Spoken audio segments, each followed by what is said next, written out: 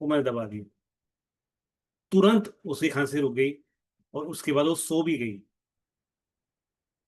वो दोनों कानों में मैंने पॉइंट उसके लगाए थे।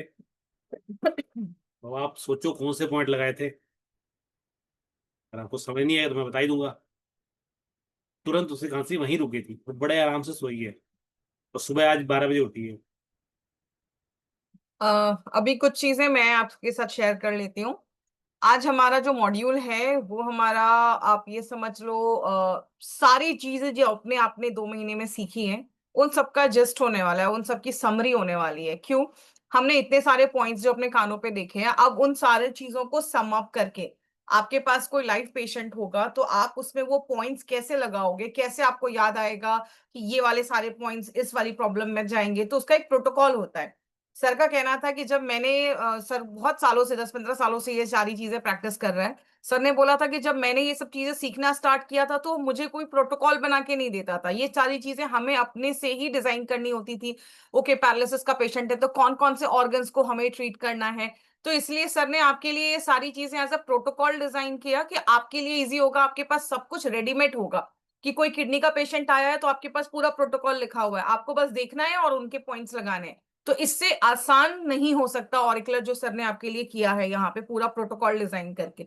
तो अभी जो हम आपको सिखाने वाले हैं, हम एक एक प्रोटोकॉल के बारे में डिस्कस करेंगे। उसके पहले हम एक समरी चार्ट आपको अभी सर यहाँ पे दिखाएंगे, जो अभी हमने इतने दिनों से पढ़ा है। आपको बहुत मजा आएगा प्रोटोकॉल जब आप बनाओगे ना, उससे आपको बहुत अच्छे रिजल्ट्स आएंगे। और सारे पॉइंट्स सर ने बहुत अच्छे से डिजाइन किए हैं, पूरे कान पे वो सारे पॉइंट्स बना दिए हैं। तो अगर आपने उसका प्रिंट आउट भी निकाल के रखा ना, बस ये प्रोटोकॉल के डाइट का, तो भी आपको बहुत सारी चीजें पता चल जाएंगी। लेकिन हम उसको आपका पूरा समरी वगैरह सब कुछ आपको हम देने वाले हैं। कोशिश की है कि 99% कवर हो जाए, लेकिन क्या होता है, बहुत सारी डिजीज होती हैं। सारी डिजीज को मैं कवर करने बैठा तो उससे साल लग जाए। तो इसलिए जितना जैसे हुआ है मैंने कवर किया है। बाकी अपना खुद का दिमाग लगाओ, कहाँ कौन सा पॉइंट आना चाहिए, किस लिए आना चाहिए। तो उससे आपको भी नॉलेज बढ़ेगी आपकी, कुछ घटेगी नहीं। तो ये हमारा समरी चार्ट है। ये HX क्या है? विजय क्वेश्चन पूछ लेता हूँ। हाँ, ये कौन से सारे पॉइंट्स हैं? ये कौन से सारे पॉइंट्स हैं?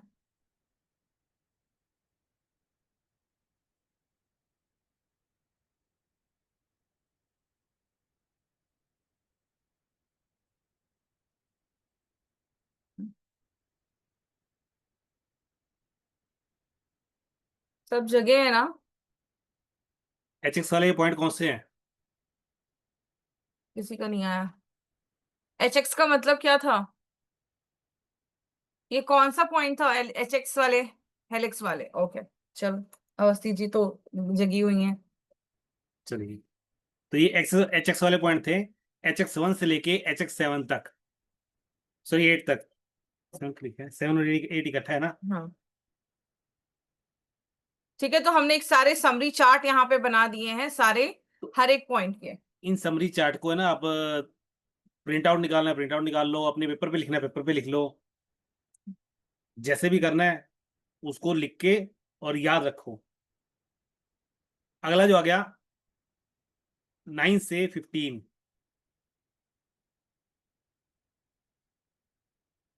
ये भी हेलक्स का है।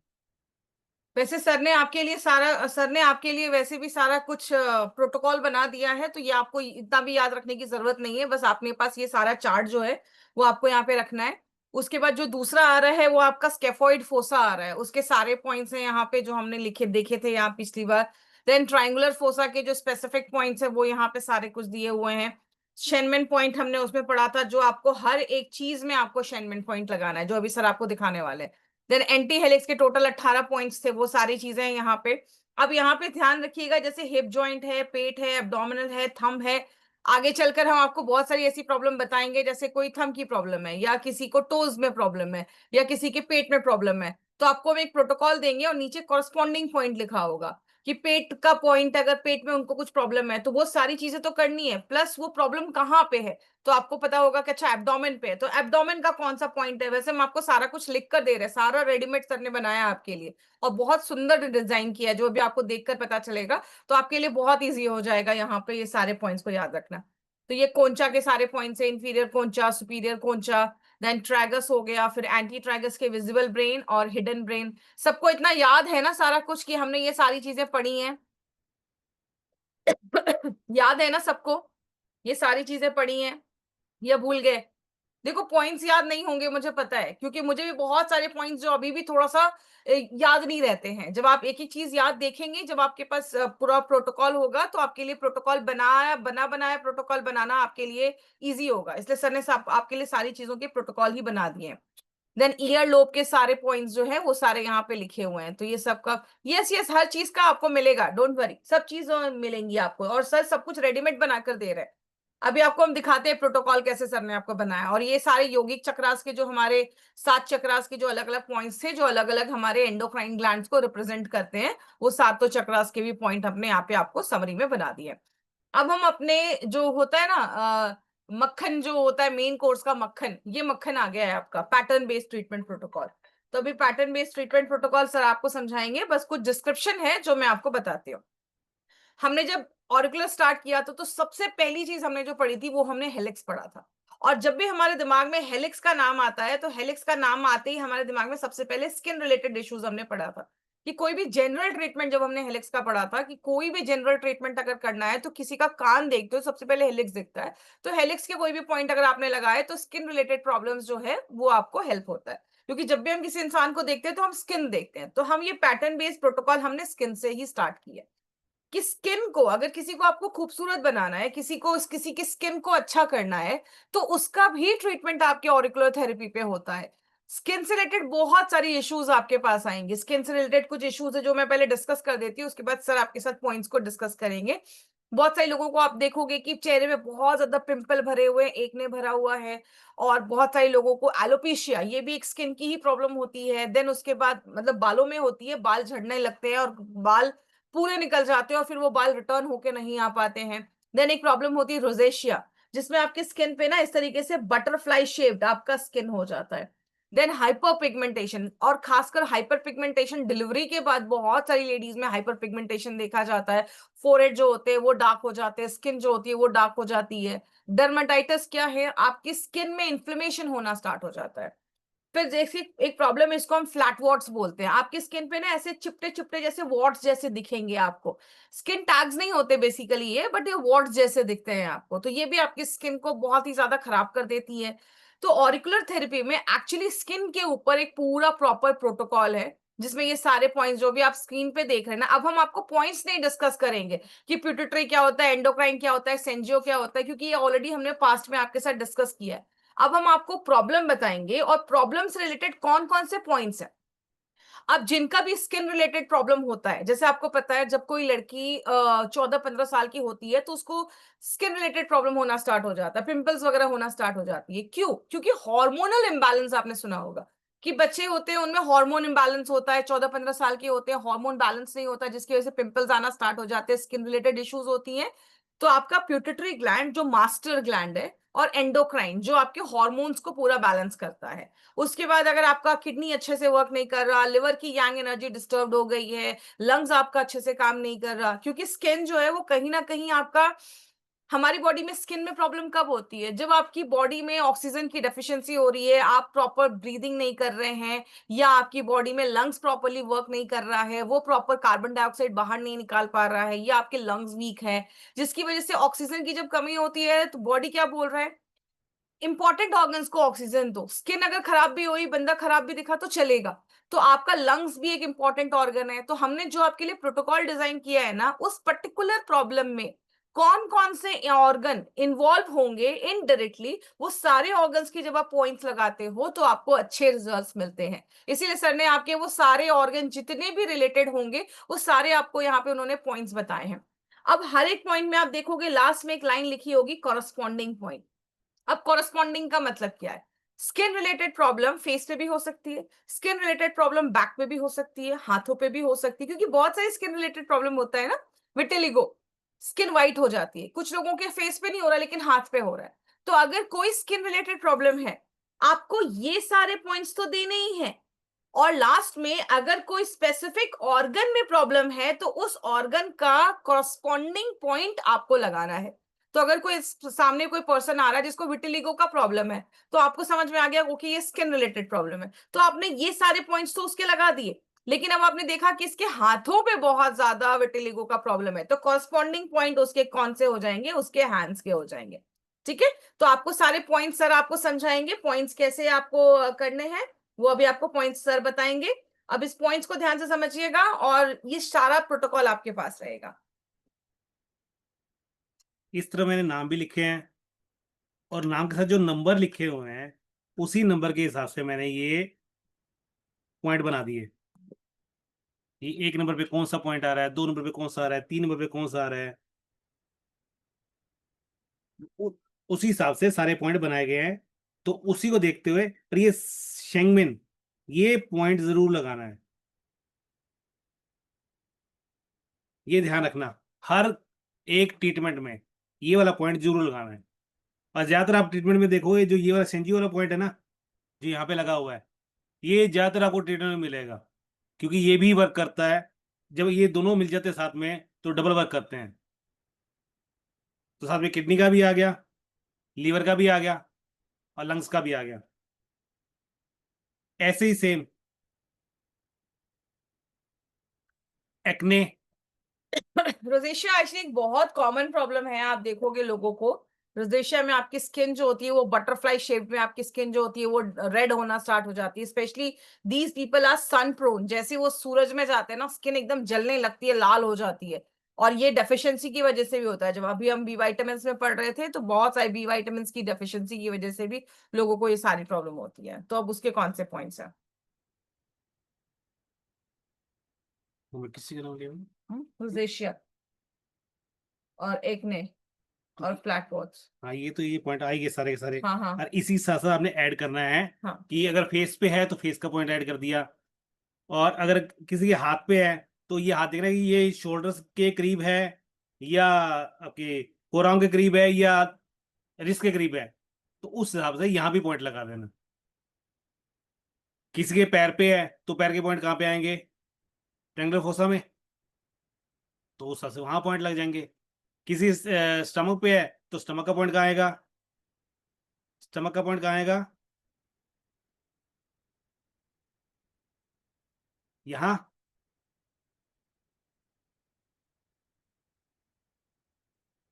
हम्म। कोई नहीं बोलेगा। स्टमक का किस, पॉइंट सर ने सही करेक्ट किया है, स्टमक का पॉइंट सही है। यहाँ क्या था, माउथ, और यहाँ क्या था। सारे ईसोफे सो रहे हैं, सारे सो रहे हैं। इंटरेस्ट नहीं चल रहा किसी का भी। अंतराक्षरी खेले बताओ, छोड़ दे क्लास आज, अंतराक्षरी खेले क्या? लेट हो जाएंगे। चलिए। तो ईसोफेगस। हाँ, इसोफेगस। तो इसी तरह से हमने ये पॉइंट लगाते जाने हैं, जहां भी स्किन की प्रॉब्लम होती है उसको, ये तो लगाने ही लगाने हैं, और इसके साथ वो ऐड कर देना पॉइंट। अब देखो यहाँ पे अब सर ने कुछ सप्लीमेंट्री पॉइंट्स भी बताए हुए हैं। अब जैसे स्किन रिलेटेड प्रॉब्लम है, हमने वहां पे स्किन रिलेटेड प्रॉब्लम तो बता दिया। कोई भी जो भी अभी हमने जनरल ये देखा ना, ये सारे कोई भी ऐसे जनरल में कोई भी चीजें होंगी तो आपके स्किन रिलेटेड प्रॉब्लम्स में ये सारे पॉइंट्स तो लगा दिए। अब हमने देखा कि वो स्किन रिलेटेड प्रॉब्लम पर्टिकुलरली कहाँ पे है, तो उसका कॉरस्पॉन्डिंग पॉइंट हमने यहाँ पे लगा दिया। अब कुछ प्रॉब्लम्स के लिए ना स्पेसिफिक कुछ सप्लीमेंट्री पॉइंट्स भी हैं। जैसे अगर कोई पर्सन है जिसका बहुत ज्यादा एक्ने है तो आपको ये सारे पॉइंट्स तो लगाने ही है, कॉरस्पॉन्डिंग पॉइंट्स तो लगाना ही है। अगर रोजेशिया बहुत ज्यादा है, स्किन एलर्जीज बहुत ज्यादा है, तो कुछ पॉइंट्स यहाँ पे एक्स्ट्रा हैं जिसको हम सप्लीमेंट्री पॉइंट्स बोलते हैं। तो जो ये तीन प्रॉब्लम है ना, एक्ने, रोजेशिया और फ्लैट वॉट, अगर ये तीनों में से कोई अगर उनको प्रॉब्लम होगी तो आप ईयर एपेक्स पे थोड़ी सी ब्लीडिंग करेंगे। एलर्जिक एरिया जो है, एलर्जिक एरिया जहां पे सर में सबका नंबर दिया हुआ है वहां पे आप देखो। नंबर भी दिया, और जैसे 7 नंबर ईयर पैक्स का है, उसमें लिखा भी हुआ है कि मैंने यहाँ से आपको ब्लीडिंग करनी है, और ठीक है, ब्लीडिंग कितनी बार करनी है ये भी मैंने बताया हुआ है। उसके बाद स्प्लीन हो गया, एड्रिनल ग्लैंड हो गया और शेनमेन का पॉइंट हो गया। ये सारे पॉइंट्स हमें वहां पे लगाने हैं। तो आपके पास पूरा एक एक चार्ट है होगा, तो जब भी कोई पेशेंट आता है तो वो चार्ट देख के डायरेक्टली आप वहां पे लगा दीजिए, क्योंकि ये सारी चीजें 10-15 सालों का एक्सपीरियंस है जो आपको यहाँ पे लेके आया है। 4 to 6 ड्रॉप्स। वो बोल रहे हैं ये हाँ, एपेक्स पे। ईयर पे 4 to 6 ड्रॉप निकालनी है, और हफ्ते में 2 या 3 बार कर सकते हो। एक प्रॉब्लम होती है, देखो एक प्रॉब्लम होती है जिसको हम एलोपेशिया कहते हैं, जिसमें आपके बाल पूरे निकल जाते हैं, गुच्छा गुच्छा बाल ही निकल जाते हैं, एकदम बहुत ज्यादा, एकदम मतलब सिर एकदम क्लीन सा हो जाता है। एक होता है सेबरिक डर्माटाइटिस, मतलब आपकी स्किन पे ना बहुत ही फ्लेकी फ्लेकी ऐसी चीजें होने लगती है, डर्माटाइटिस होने लगता है, स्किन इन्फेक्शन हो सकता है। तो ये जो आपका डर्माटाइटिस है ना, ये एक इन्फ्लामेटरी कंडीशन है जिसमें आपकी टेम्पररी हेयर लॉस होना स्टार्ट हो जाएगा, बाल निकलना स्टार्ट हो जाएंगे। और आगे चलकर अगर इसको कंट्रोल नहीं किया गया तो ये परमानेंट बॉल्डनेस पे लेकर आ सकता है, कंप्लीटली आपके जो बाल है ना वो पूरे बाल्ड हो सकते हैं। और इसी का एक सीवियर रूप देखा जाता है एलोपेशिया, जो आपका परमानेंट हेयर लॉस हो जाता है, मतलब स्किन जैसे आपकी नॉर्मल यहाँ पे एकदम वैसे एकदम आपका सिर एकदम साफ हो जाता है। तो एलोपेशिया एक तरीके का, आप ये कह सकते हैं ये एक ऑटो इम्यून कंडीशन में भी आता है, क्योंकि बॉडी आपके ही हेयर फॉलिकल्स को कंप्लीटली डैमेज कर देती है और उसको एकदम ही खराब कर देती है। तो इसका भी एक पॉइंट है। लेकिन जैसा अभी हमने आपको देखा, ये हमने आपको कुछ कॉमन पॉइंट्स बता दिए, ये सारे आपके कॉमन पॉइंट्स हैं।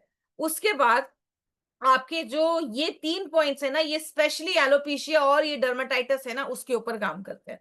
तो वो सर अभी आपको बताएंगे, और लास्ट में एक शेनमेन पॉइंट तो आपको लगाना ही है। पहले 6 पॉइंट तो आ ही गए। जो 7वां पॉइंट हमारा आया, वो याद है किसी को, लीवर ट्रायंगल।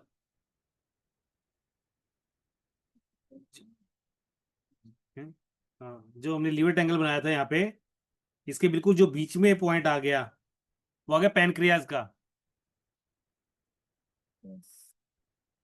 ये वाला जो पॉइंट आ गया, ये हमारा पैनक्रियाज का आ गया। और इसके बाद क्या है, गॉल ब्लैडर। गॉल ब्लैडर कहाँ आता है? गॉल ब्लैडर आएगा लीवर के पास। तो ये हमारा लीवर का पॉइंट आ गया, और ये हमारा आ गया गॉल ब्लैडर का पॉइंट, ये वाला। और इसके साथ साथ हमें लगाना है स्मॉल इंटेस्टाइन। तो यहां से जब हम ऐसे जाएंगे तो यहाँ पे आ गया ये स्मॉल इंटेस्टाइन का पॉइंट। और लास्ट में शेंगबिन तो आ ही गया।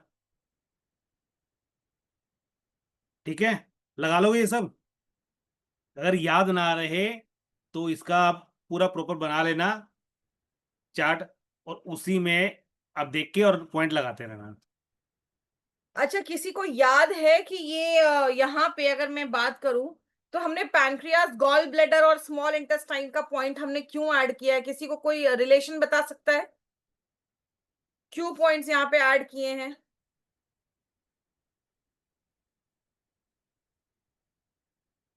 किस बताओ बताओ, जल्दी बताओ,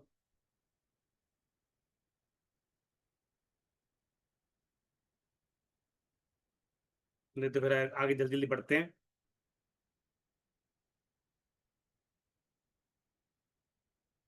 नहीं पता किसी को?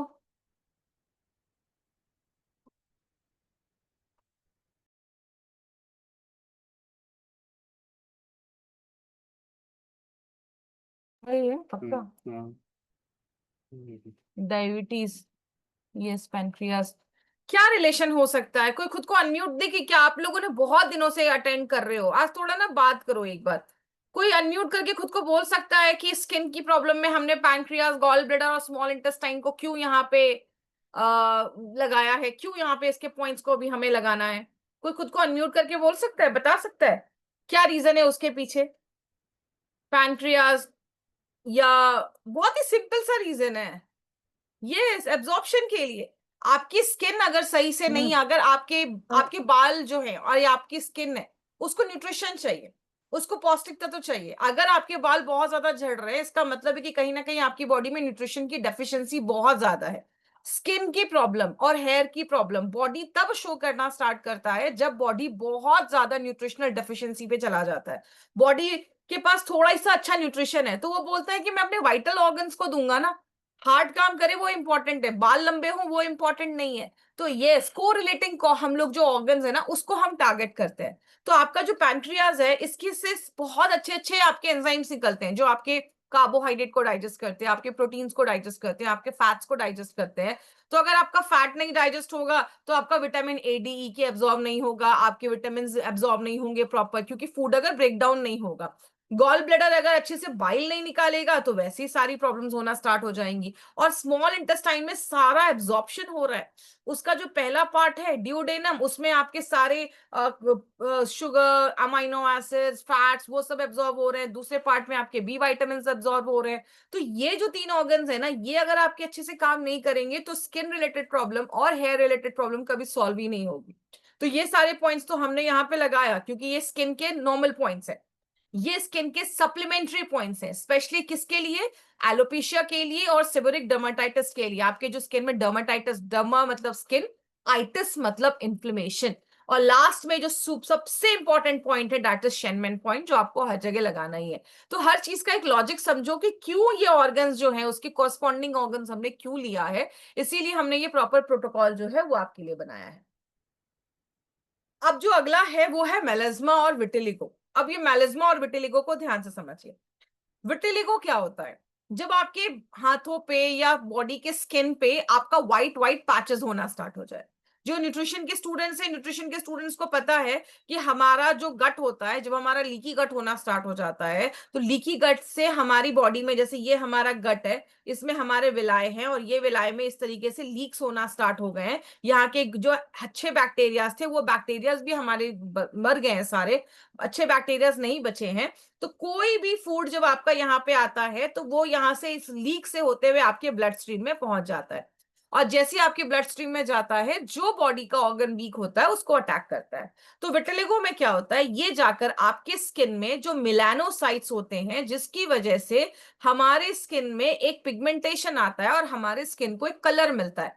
कुछ लोग बहुत गोरे होते हैं, कुछ लोग बहुत सांवले होते हैं, कुछ लोगों का कलर डार्क होता है। जिनके में मिलानोसाइट्स ज्यादा है वो डार्क होंगे, जिनके में मिलानोसाइट्स कम होंगे वो लाइट होंगे, मतलब उनका स्किन टोन लाइट होगा।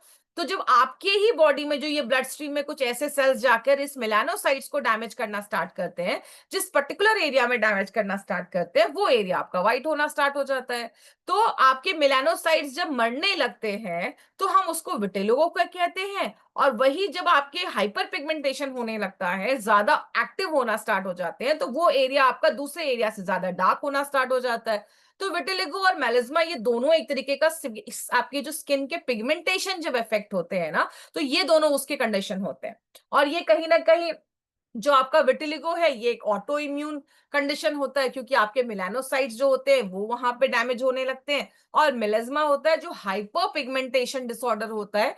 आपके जो मिलानोसाइट्स है वो और ज्यादा पिगमेंटेड होना स्टार्ट हो जाते हैं। एक कंडीशन है जिसमें पिगमेंट कम हो रहा है, और मिलाज्मा है जिसमें पिगमेंटेशन बढ़ रहा है, हाइपर पिगमेंटेशन हो रहा है। और वो हार्मोनल चेंजेस उसको और ज्यादा ट्रिगर कर देते हैं। तो अगर किसी को मिलाज्मा या विटिलिगो की प्रॉब्लम है, तो हमारी स्किन की जो प्रॉब्लम है वो तो करना ही है, प्लस दो पॉइंट और प्रेस करने, एड्रिनल ग्लैंड और थैलेमस के। वो क्यों करने वो अभी मैं आपको बताती हूँ। पॉइंट कहाँ आएंगे वो मैं बताता हूँ आपको। जो हमारा अगला पॉइंट आ गया 7 नंबर वाला, तो ये कहाँ आया? जो हमारा ये छोटा कान है, या आप हम कान का फ्लैप भी बोल सकते हो इसे। और इसका असली नाम क्या है? इसका असली नाम क्या है? ये एंटी ट्रैगस। एंटी ट्रैगस में ये पॉइंट आ रहा है 7 नंबर का। तो यहाँ पर कौन सा आ गया? Adrenal gland. एंटी ट्रैगस पे 7 नंबर का पॉइंट आ गया एड्रिनल ग्लैंड। और 8 नंबर का पॉइंट आ गया थैलेमस का। ये आ गया ट्रैगस पे। ये हमारा पॉइंट आ गया ट्रैगस पे, 8 नंबर वाला। और ये आ गया एंटी ट्रैगस पे। कोई नहीं बोला। गलत कोई तो बोल बोल रहे हैं जाओ। सर आप। अरे कोई तो बोल दो, मैं गलत बोल रहा हूँ। कोई बोला, मेरे क्या नहीं बोला। You are wrong sir, Awasthi ji. अरे क्या बात। ये है ना शेरनी हमारी। तो लेट क्यों बोले? मेरे कहने पे क्यों बोले? उल्टा है बोल रहे हैं हैं, आपकी मेरे कहने पे क्यों शेरनी। बोले? पहले ये बताओ। पहले बोलना चाहिए था ना। हाँ, मैं पहले ही बोल रही थी, तो मेरा ये आवाज हमारा शायद ट्रैगस गायब है, हो गया। जो 7 नंबर वाला पॉइंट है। और ये हमारा एंटी ट्रैगस पे पॉइंट आ गया। अब ठीक है वस्ती जी। और साथ में हमने शेन में तो लगाना ही लगाना है। पहली बात तो मैं किसी एपिक में भूलना नहीं हूँ सेगमेंट पॉइंट। इन केस अगर कहीं भूल गया हूँ तो आप वहां पे जरूर पॉइंट लगा देना। पहली बात तो ऐसा मैंने गलती की नहीं है, मैंने बड़े ध्यान से पॉइंट बनाए हैं। फिर भी अगर कहीं रह गया तो आप लगा जरूर लेना। आप कोई बता सकता है कि यहाँ पे सर ने एड्रिनल ग्लैंड का पॉइंट क्यों बताया है? एड्रिनल ग्लैंड विटिलिगो में या मेलिज्मा में, चलो विटिलिगो में एड्रिनल ग्लैंड का पॉइंट क्यों है? क्या रिलेशन हो सकता है एड्रिनल ग्लैंड का? और खुद को अनम्यूट करके भी आप बोल सकते हो, टाइप करने में टाइम लगता है, लेकिन एड्रिनल ग्लैंड का क्या लॉजिक है यहाँ पे? एड्रिनल ग्लैंड या थैलेमस का क्या लॉजिक है यहाँ पे? कोई बता सकता है एड्रिनल ग्लैंड क्या करता है? कौन सा हार्मोन सिक्रीट करता है एड्रिनल ग्लैंड?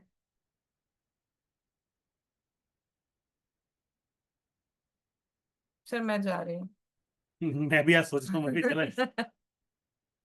आज है ना कोई, कभी कॉन्सेप्ट्स क्लियर रखो बाबा। आज पढ़ने के मूड में नहीं है लोग। पढ़ने के मूड में नहीं है क्या? बंद कर दे क्या? आज जन्माष्टमी है, वो कान्हा जी का बर्थडे मनाना है। किसी को नहीं पता एड्रिनल ग्लैंड क्यों लगाया सर ने? इतने सालों से पढ़ रहे हो आप लोग। स्ट्रेस कम करता है, अवस्थी स्ट्रेस। जी क्या रीजन हो सकता है डियर? एक तो सब कैमरा ऑफ करके बैठे रहते हैं, समझ में नहीं आता। इशक जी और अवस्थी जी को छोड़ के सब कैमरा स्ट्रेस ऑफ कम करके बैठे करता हैं। है, स्ट्रेस। बस अटेंडेंस मत लगाओ। खाता या अंधेरे में पता नहीं क्यों बैठे हैं। जब लॉजिक ही नहीं पता है तो फिर क्या करोगे पढ़ाई करके?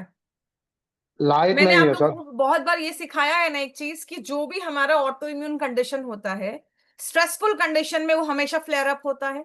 आपके पास जब भी कोई ऑटो इम्यून का कंडीशन का पेशेंट आएगा ना, और जैसे रिमेटेड अर्थराइटिस हो गया या मेलिज्मा हो गई, कोई भी मतलब ये विटिलिगो हो गया, आप उसमें देखोगे जब आप उनका केस हिस्ट्री लोगे तो वो बोलेंगे कि हाँ मेरी फैमिली में ना किसी की डेथ हो गई थी बहुत क्लोज मेरे, और अचानक से मुझे ये दर्द फ्लेयर अप हो गया। तो हमेशा जब भी कोई ऑटो इम्यून कंडीशन होता है ना, उसमें उस कंडीशन में पेशेंट जो होता है वो स्ट्रेसफुल कंडीशन में होता है। अड्रीनल ग्लैंड एक ऐसा हार्मोन है, जो ऑर्गन है, जो आपका स्ट्रेस हार्मोन जो है कॉर्टिजोल वो बनाता है। तो अगर उस इंसान की बॉडी में विटिलिगो फ्लेयर अप हुआ है तो हो सकता है उसका अड्रीनल ग्लैंड जो है वो बैलेंस नहीं हो। तो जब आप अड्रीनल ग्लैंड के पॉइंट्स को प्रेस करते हो तो आपकी बॉडी जो होता है वो, आपका अड्रीनल ग्लैंड फिर आपके कंट्रोल में रहता है। और ये सारी चीजों को कौन कंट्रोल कर रहा है? थैलेमस, थैलेमस, हाइपोथैलेमस, प्यूटिटरी, ये सब जो कुछ ग्लैंड्स है ना, इसीलिए हमने यहाँ पे प्यूटिटरी ग्लैंड भी दिया हुआ है, क्योंकि सारी कुछ चीजें आपका कॉर्टिजोल, इसको सिग्नल कौन दे रहा है? ये सारे ऑर्गन जो है वो उसको आपके एड्रीनल ग्लैंड को सिग्नल दे रहे हैं। तो हमने क्या किया, इसको भी लगा दिया, थैलेमस भी लगा दिया। तो आपका अड्रीनल ग्लैंड जब आपके कंट्रोल में रहता है, आपका कॉर्टिसोल का जब लेवल आपके कंट्रोल में रहता है, तो आपकी जो भी ये ऑटो इम्यून कंडीशन है ना, वो आपकी बेहतर होना स्टार्ट हो जाती है। इसीलिए एड्रीनल ग्लैंड बहुत सारे हॉर्मोन्स बनाता है, लेकिन सबसे इंपॉर्टेंट जो है वो है कॉर्टिसोल का हार्मोन है, जो आपका एड्रीनल ग्लैंड बनाता है। इसीलिए जब भी कोई ऑटो इम्यून कंडीशन होता है, हम एड्रीनल ग्लैंड्स के पॉइंट्स जरूर प्रेस करेंगे। आगे भी आप देखोगे बहुत सारे पॉइंट्स में एड्रीनल ग्लैंड के लिख के आएंगे। मैं ये पॉइंट पूछ लो कहाँ पे।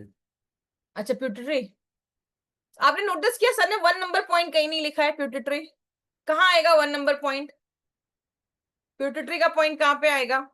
याद आ रहा है कुछ?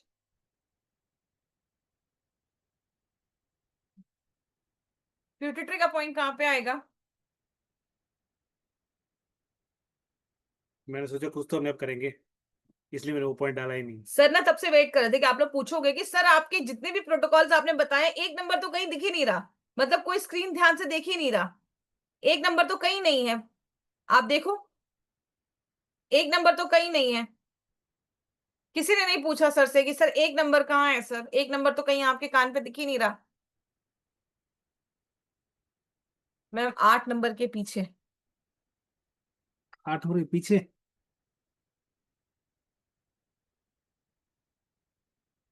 8 नंबर के पीछे बोल रहे हैं अवस्थी जी प्यूटिटरी। 8 हो रही पीछे कैसे? सर एक बार पीछे जाए क्या, इन लोगों को दिखाएं प्यूटिटरी किस में होगा? प्यूटिटरी किस में लिखा है? प्यूटिटरी कहाँ पे? थर्ड आई चक्रा कहाँ पे है इसमें? थर्ड आई चक्रा प्यूटिटरी, ये हमने पढ़ा था ना, 8 नंबर के पीछे थर्ड आई चक्रा।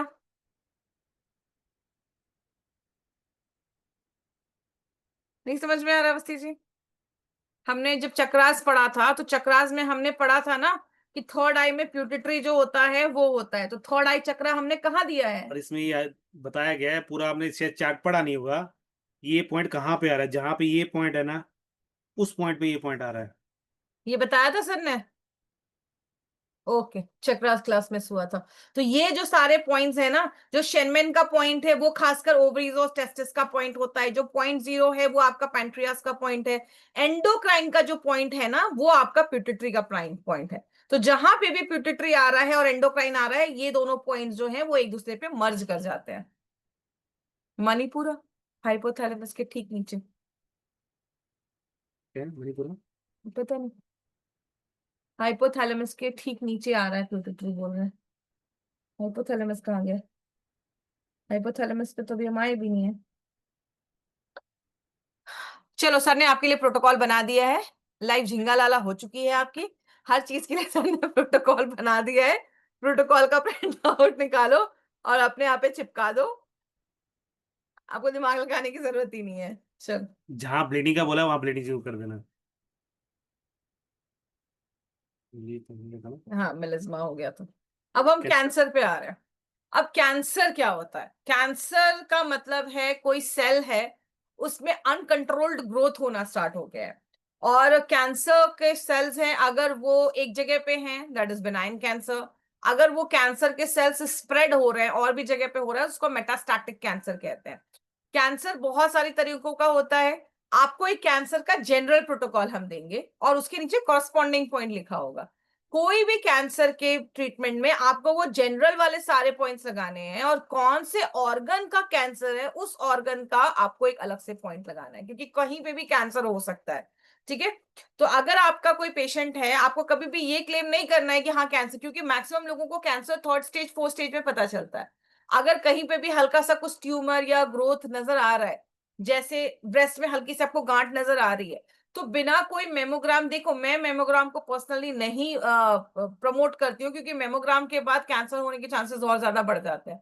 तो अगर आपको लग रहा है कहीं पे कुछ ट्यूमर जैसा लग रहा है या कहीं पे कुछ गांठ जैसी लग रही है, आपको ऐसा फील हो रहा है, तो तुरंत आप कैंसर प्रोटोकॉल जो है वो आप फॉलो करना स्टार्ट कर सकते हो। तो उसका बहुत लंबा है कैंसर का प्रोटोकॉल, लेकिन उसके साथ साथ कॉरस्पॉन्डिंग पॉइंट उसके कि कौन से ऑर्गन में कैंसर है वहां पे आप लगा सकते हो। तो यहाँ पे मैंने ये ब्लैक कलर का पॉइंट लगा रखा है। ये ये क्यों कौन सा पॉइंट है? ये बाकी सारे रेड हैं, यहाँ ये ब्लैक है और ये ब्लैक है। ये क्यों है? वैसे तो वो पहले क्लास में पुरानी में बताया वो सब में।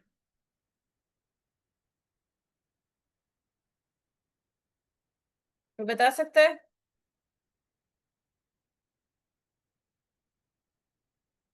क्या वो आज इंटरेस्ट नहीं आ रहा है, या थोड़ा सा मतलब चीजें भूल गए हो, या कुछ मतलब डिफिकल्ट लग रहा है, क्या लग रहा है? हमें इस समय 3 पार्ट में डिवाइड करना चाहिए क्या? कोर्स को। हाँ हाँ। मैं सोचा कि एक ही बार में सब कुछ सिखाते हैं, वो 3 बार में सिखाना चाहिए था हमें। बेसिक, हाँ, advance and basic super advance. Advance. हाँ। चलो, समझ में आ रहा है रूट चक्र?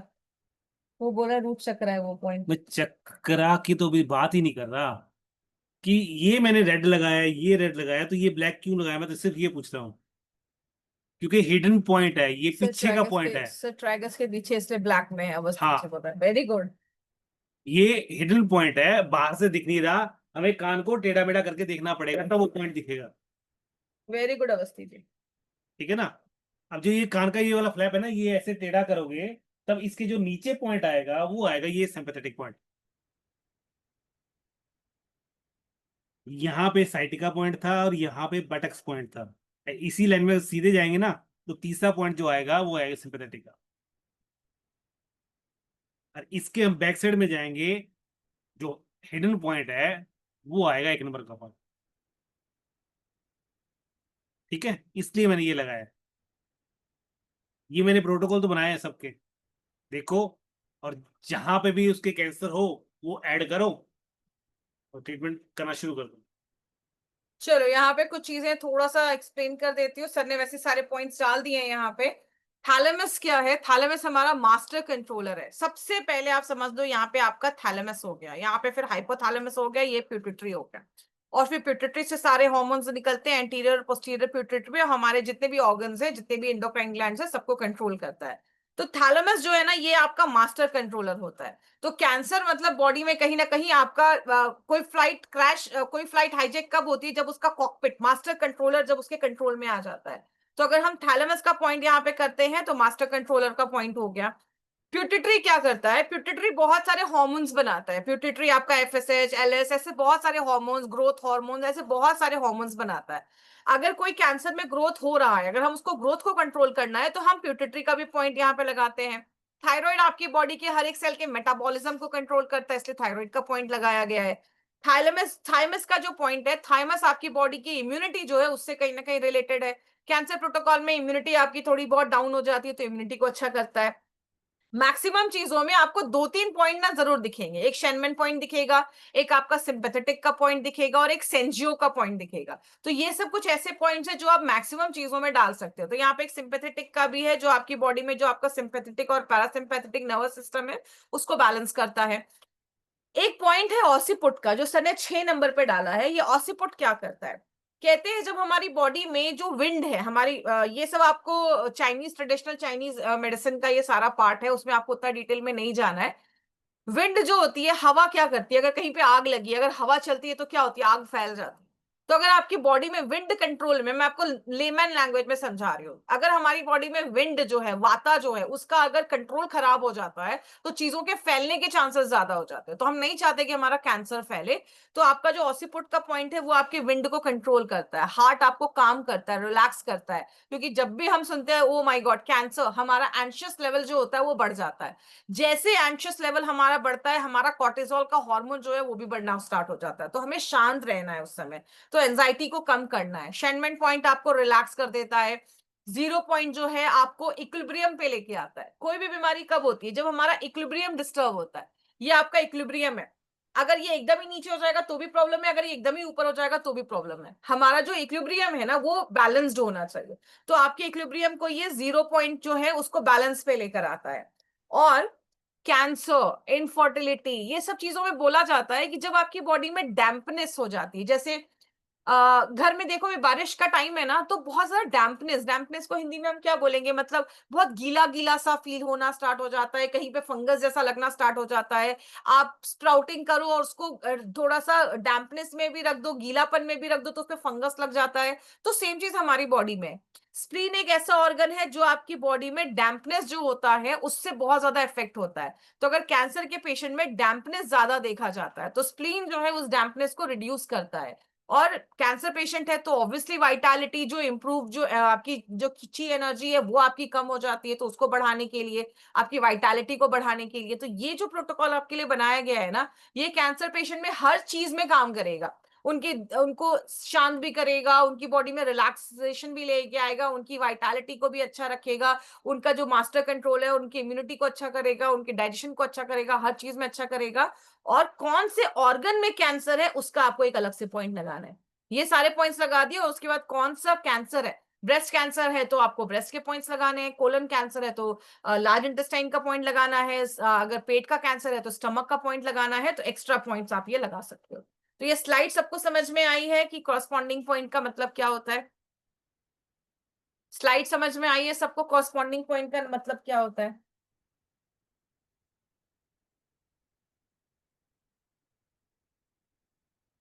बस अवस्थी जी और ऋषभ जी, उनको अलावा बाकी सब सो रहे हैं।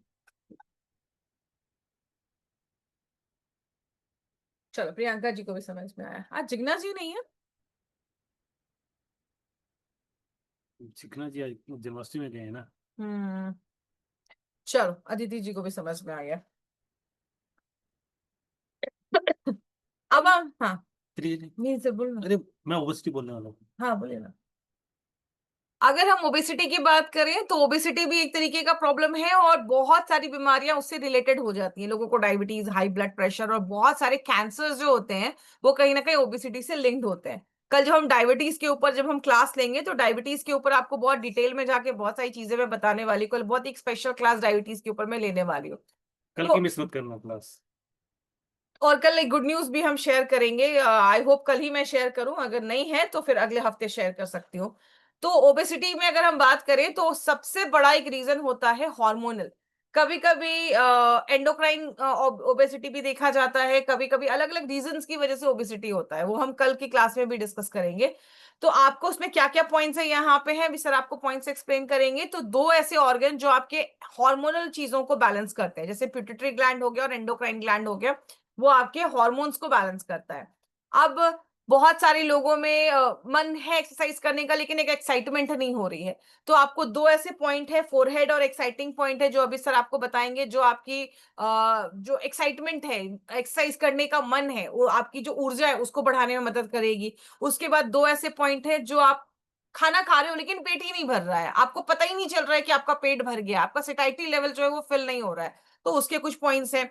उसके बाद कभी कभी हमारी बॉडी प्रॉपर एक्सक्रीट नहीं कर पाती है, चीजों को बाहर नहीं कर पाती, और वो चीजें भी हमारी बॉडी में जमने लगती हैं। जैसे एक बंदे का मैंने आपको बताया था कि उसने जब अपना कोलन साफ किया था, तो 7 से 8 केजी उसकी बॉडी से, उसके लार्ज इंटेस्टाइन से कचरा निकला था, मतलब बहुत ज्यादा टॉक्सिन्स निकला था। क्यों?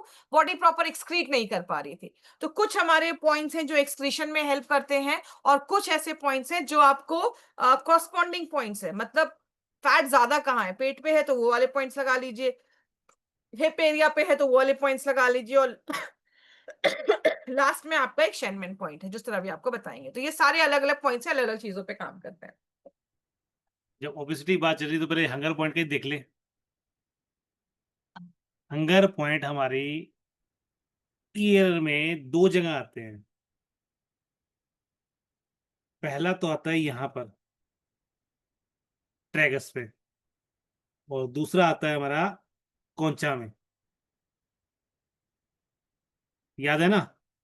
ये दो पॉइंट आ गए, तो ये आप लगाना शुरू कर दो, तो आपका जो वेट में है ना, वो रिड्यूस होना स्टार्ट हो जाएगा। और इसके साथ साथ जो ये वाला पॉइंट है, ये मैंने ऐसे लंबा क्यों किया?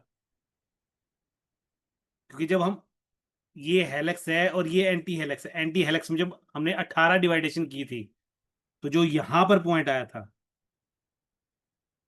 जो यहां पर पॉइंट आया था, वो आया था एब्डोमिनल का पॉइंट। तो इसलिए मैंने थोड़ा सा ये लंबा कर दिया, ताकि ये लंबा पॉइंट है, इसे अच्छी तरह से जब आप हल्का सा स्टूमुलेट करोगे ना, तो वहां से कट की आवाज आएगी, उसी कट के ऊपर सीड लगाना, ये ध्यान रखना।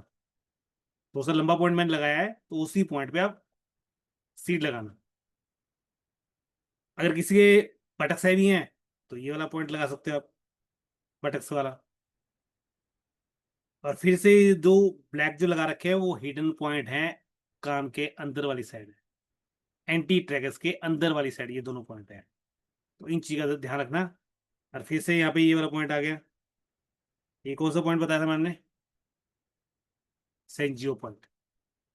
ठीक है, ये बहुत सारी चीजों में काम आएगा।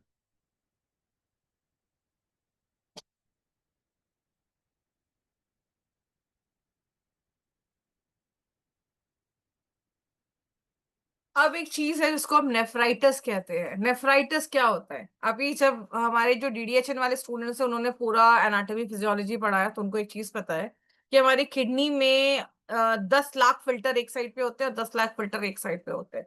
जो वो फिल्टर्स होते हैं उनको हम नेफ्रॉन्स बोलते हैं। ये नेफ्रॉन्स क्या करते हैं? हमारी बॉडी में फिल्ट्रेशन का काम करते हैं। जब इन नेफ्रॉन में इन्फ्लेमेशन होना स्टार्ट हो जाता है, तो हम इसमें आइटस बोलेंगे। नेफ्रॉन में आइटस है, मतलब आपके नेफ्रॉन्स में इन्फ्लेमेशन है, तो उसको हम नेफ्राइटिस बोलते हैं। तो जब आपका इन्फ्लेमेशन बढ़ता जाता है, बढ़ता जाता है, बढ़ता जाता है, then it leads to kidney disorder, kidney की प्रॉब्लम होना स्टार्ट हो जाती है। क्योंकि एक फिल्टर खराब हुआ, दो फिल्टर खराब हुआ, जब बहुत सारे फिल्टर्स खराब होना स्टार्ट हो जाते हैं, तो उसको हम नेफ्राइटिस कंडीशन बोलते हैं। और नेफ्राइटिस जब लोगों को होता है, धीरे धीरे धीरे धीरे आप देखोगे उनका ईजीएफआर कम होता जाएगा, उनका क्रिएटिनिन का लेवल जो होता है वो बढ़ना स्टार्ट हो जाता है। तो अगर हल्का फुल्का भी आपकी किडनी में इन्फ्लेमेशन होना स्टार्ट हो रहा है, तो आप तुरंत जो हमने किडनी डिटॉक्स सिखाया आपको, वो किडनी डिटॉक्स करना स्टार्ट करिए। आपके धीरे धीरे आपकी किडनी का जो फ्लो होगा वो बढ़ना स्टार्ट होगा, क्योंकि आपके नेफ्रॉन्स जो होते हैं वो फिल्टर हो जाते हैं, नेफ्रॉन्स जो होते हैं वो साफ हो जाते हैं। ठीक है। अब नेफ्राइटिस एक बहुत ही प्रोग्रेसिव डिजीज है, क्योंकि बहुत जल्दी किडनी खराब होना स्टार्ट हो जाती है। और खासकर आपके पास जब भी कोई पेशेंट आता है, उसका केस हिस्ट्री जरूर लीजिए। मैक्सिमम जो पेशेंट आपके आते होंगे नेफ्राइटिस के, या तो वो बीपी के मेडिकेशंस बहुत सालों से ले रहे हैं, या कोई भी पेन किलर्स वो बहुत सालों से ले रहे हैं, एंटासिड बहुत सालों से ले रहे हैं। क्योंकि कोई भी जो आप मेडिसिन खाते हो वो मेडिसिन आपके लिवर के पास जाता है, क्योंकि किडनी एक ऐसा ऑर्गन है जो हमेशा water soluble toxins, water soluble चीजों को ही जो टॉक्सिन्स होते हैं या वेस्ट होता है उसको ही ये बाहर कर पाता है। तो जो भी आप मेडिसिन खा रहे हो या जो भी ऐसी चीजें खा रहे हो, जो भी टॉक्सिन्स हमारी बॉडी में जा रहा है, पहले वो आपकी लिवर में जाता है, लिवर उसको कन्वर्ट करता है, इसको हम बायो ट्रांसफॉर्मेशन कहते हैं। उसको कन्वर्ट करता है, किस में बनाता है, वाटर सॉल्युबल में बनाता है, और तभी आपकी किडनी के पास आता है और किडनी इसको बाहर करती है। तो जब आप बहुत लंबे समय तक आप किडनी के पेशेंट्स बने हो, बहुत लंबे समय तक आप कोई भी मेडिसिन ले रहे हो, खासकर जब आप बीपी की मेडिकेशंस बहुत लंबे समय तक देते हो, तो नेफ्रॉन्स के जो पार्ट होते हैं बीपी की, जब जितनी भी मेडिसिन है वो कहाँ एक्ट करती है, जो आपके नेफ्रॉन्स, नेफ्रॉन्स का हमने स्ट्रक्चर देखा ही हुआ है वैसे भी। आपका ये नेफ्रॉन का एक एक स्ट्रक्चर होता है, यहाँ पे आपका बोमेंस कैप्सूल था, ये पीसीटी थी, या लूपोफेल्लेसा ये डीसीटी थी। जितनी भी मेडिकेशन आपकी बीपी की होती है, कोई मेडिकेशन आपकी पीसीटी पे काम करती है, कोई लूपोफेल्ले पे काम करती है, कोई डीसीटी पे काम करती है, और नेचुरल इस तरीके से आपका ब्लड प्रेशर कम करती है। जब भी आप बीपी की मेडिकेशन लंबे समय तक देते हो, तो ये सब काम कर करके बेचारी नेफ्रॉन्स आपकी डैमेज होना स्टार्ट हो जाती है। जब नेफ्रॉन्स डैमेज होना स्टार्ट हो जाती है, वहां पे इन्फ्लेमेशन होना स्टार्ट हो जाता है, तब उसको हम नेफ्राइटिस कहते हैं। तो नेफ्राइटिस एक बहुत छोटी प्रॉब्लम है, लेकिन आगे चलकर ये आपकी किडनी को परमानेंटली डैमेज कर सकती है। ठीक है, तो यहाँ पे सारे पॉइंट्स यहाँ पे लिखे हुए हैं। हमने आपको कॉर्टेक्स के पॉइंट्स बताए थे, कोरोनरी कॉर्टेक्स, नर्वस कॉर्टेक्स और डाइजेस्टिव कॉर्टेक्स, ये सबके छोटे छोटे पॉइंट्स बताए थे जो एक ही जगह पे थे। ये एक ही जगह पे ये सारे पॉइंट्स है जो सर आपको पॉइंट्स बताएंगे। अब किडनी जो है वो कहीं ना कहीं हमारे एंडोक्राइन ग्लैंड्स को भी रिप्रेजेंट करता है, क्योंकि किडनी भी बहुत सारी चीजें बनाता है। एड्रिनल ग्लैंड है, एड्रिनल ग्लैंड कहाँ आता है, आपके किडनी के ऊपर आता है। तो आपके किडनी को ट्रीट अगर करना है तो हमें एंडोक्राइन ग्लैंड्स और एड्रिनल ग्लैंड दोनों को बैलेंस करना होता है। सिंपैथेटिक, सेंजियो, शेनमैन, ये तीन जो पॉइंट्स है ना वो आपको मैक्सिमम जगहों पे दिखेंगे। पॉइंट्स अभी सर आपको बताएंगे। अब जब भी हमारी किडनी में टॉक्सिन ज्यादा जमने लगता है तो वहां पे इन्फ्लेमेशन हो जाता है, एलर्जीज भी हो सकती है। तो एलर्जी का एक पॉइंट है वो सर आपको बताएंगे। और किडनी का जब भी प्रॉब्लम होता है तो हम कहते हैं कि जब हमारी किडनी की यांग एनर्जी बढ़ जाती है, और जब भी यांग एनर्जी बढ़ती है तो ईयर एपेक्स की ब्लीडिंग बहुत अच्छा काम करता है।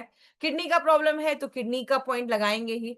एक नेफ्राइटिस का एक स्पेशल पॉइंट होता है जो सर आपको भी यहाँ पे दिखाएंगे, वो स्पेशल पॉइंट है जो नेफ्राइटिस के लिए ही होता है, किडनी में अगर इन्फ्लेमेशन है। और लास्ट में स्प्लीन का पॉइंट है वो आपको यहाँ पे दिया जाएगा। जब भी किसी को किडनी का प्रॉब्लम होता है तो उसको बैक में भी दर्द होता है, क्योंकि यहाँ पे आपके हिप रीजन की वजह, जहां से आपका किडनी स्टार्ट होता है ना, किडनी जहां पे आपका होता है वहीं पे आपके लंबार के पॉइंट्स होते हैं, और लंबार से और सेक्रल से ही आपकी सियाटिका नर्व निकलती है। तो जब किडनी में इन्फ्लेमेशन होता है तो सियाटिका नर्व में प्रॉब्लम कभी कभी होती है, तो कुछ लोगों को बैक में भी दर्द होगा, और कुछ लोगों को पेट के साइड पे भी दर्द होना स्टार्ट हो जाएगा, लोअर लेग में पानी भरना स्टार्ट हो जाएगा, फेस में एडिमा होना स्टार्ट हो जाएगा, पेट में पानी भरना स्टार्ट हो जाएगा। और जब भी एक चीज है, ये मैंने पढ़ी थी, एक पॉइंट पढ़ा था कि आपका हार्ट ऊपर है और आपकी किडनी, ये दोनों ना एक दूसरे के साथ कनेक्टेड होते हैं। ये चाइनीज ट्रेडिशन मेडिसिन में एक बुक में पढ़ रही थी, तो उसमें एक चीज लिखा था, ये दोनों ना एक दूसरे के साथ कनेक्टेड होते हैं। आपका हार्ट जो है वो अपनी गर्मी आपकी किडनी की तरफ भेजता है, आपकी किडनी की तरफ भेजता है, और आपकी जो किडनी है अपनी ठंडक जो है वो आपके हार्ट की तरफ भेजती है।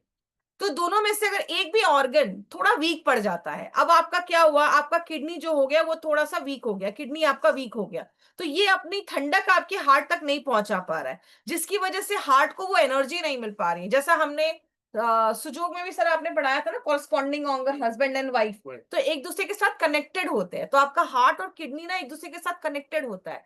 तो जब भी किसी को किडनी में प्रॉब्लम होती है तो उसको हार्ट से रिलेटेड प्रॉब्लम जरूर देखी जाती है। तो जब भी किसी को बीपी का प्रॉब्लम होगा ना, तो उसका कॉरस्पॉन्डिंग पॉइंट में आप देखोगे उसका हाइपरटेंशन बढ़ जाएगा। तो जो बीपी कम करने का पॉइंट है ना वो आप जरूर वहां पे लगाओ, और उनका ये सारी चीजें आप चेक करोगे तो आपको पता चलेगा कि यस उनका किडनी का प्रॉब्लम है तो उनका बीपी बढ़ा हुआ है। तो बीपी का पॉइंट है वो आप वहां पे लगाओगे, और लास्ट में जो शेनमैन का पॉइंट है वो आप वहां पे लगाओगे।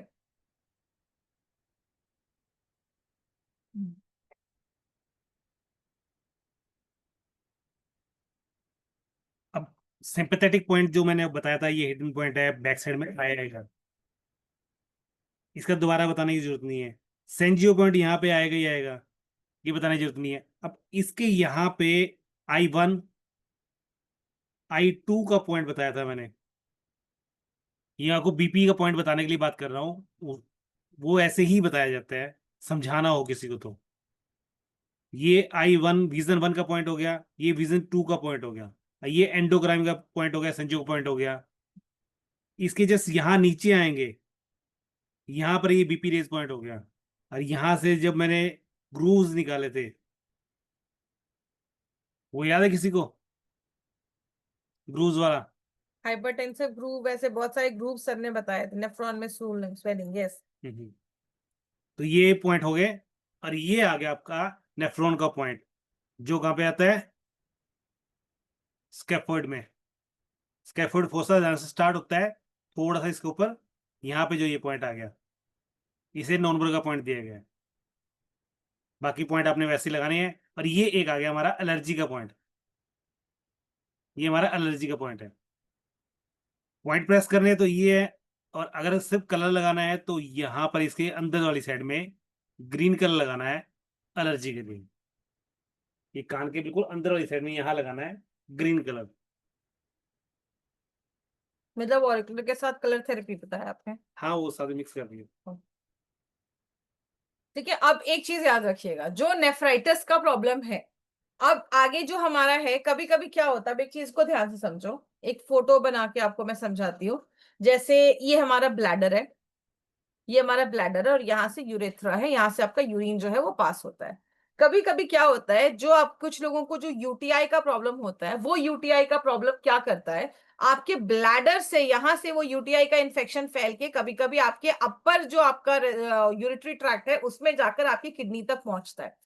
तो बहुत सारी कंडीशन में पोलियोनेफ्राइटिस मतलब आपका जो यूटीआई का इन्फेक्शन है वो आपके नीचे से होते हुए कभी कभी ऊपर चला जाता है। आपका इन्फेक्शन जो है यूटीआई वो आपकी किडनी तक भी पहुंच जाता है। कभी कभी यूटीआई का इन्फेक्शन बस आपके यूरिनरी ब्लैडर तक रहेगा, कभी कभी ये यूरेटर तक पहुंच जाता है, और कभी कभी ये आपकी किडनी को भी हिट कर देता है। तो पालियो जो नेफ्राइटिस है उसमें ये चीज देखी जाती है। दूसरा क्या है, अब आपका कभी कभी जो स्टोन होता है, या तो किडनी स्टोन या तो गॉल ब्लैडर स्टोन, ये स्टोन आके आपके यूरेटर में अटक जाता है। जब ये स्टोन आपके यूरेटर में अटक जाता है तो क्या होता है, आपका यूरिन का बिल्डअप होना यहाँ पे स्टार्ट हो जाता है। ये यूरिन स्टोन यहाँ पे अटक गया। बहुत सारे लोगों में, जैसे मुझे याद है, तब यूरिफ्लश टैबलेट वगैरह आया भी नहीं था, मैं ट्रेनिंग पे थी उस समय, मेरे को ट्रेनिंग करते हुए 3-4 साल ही हुए थे।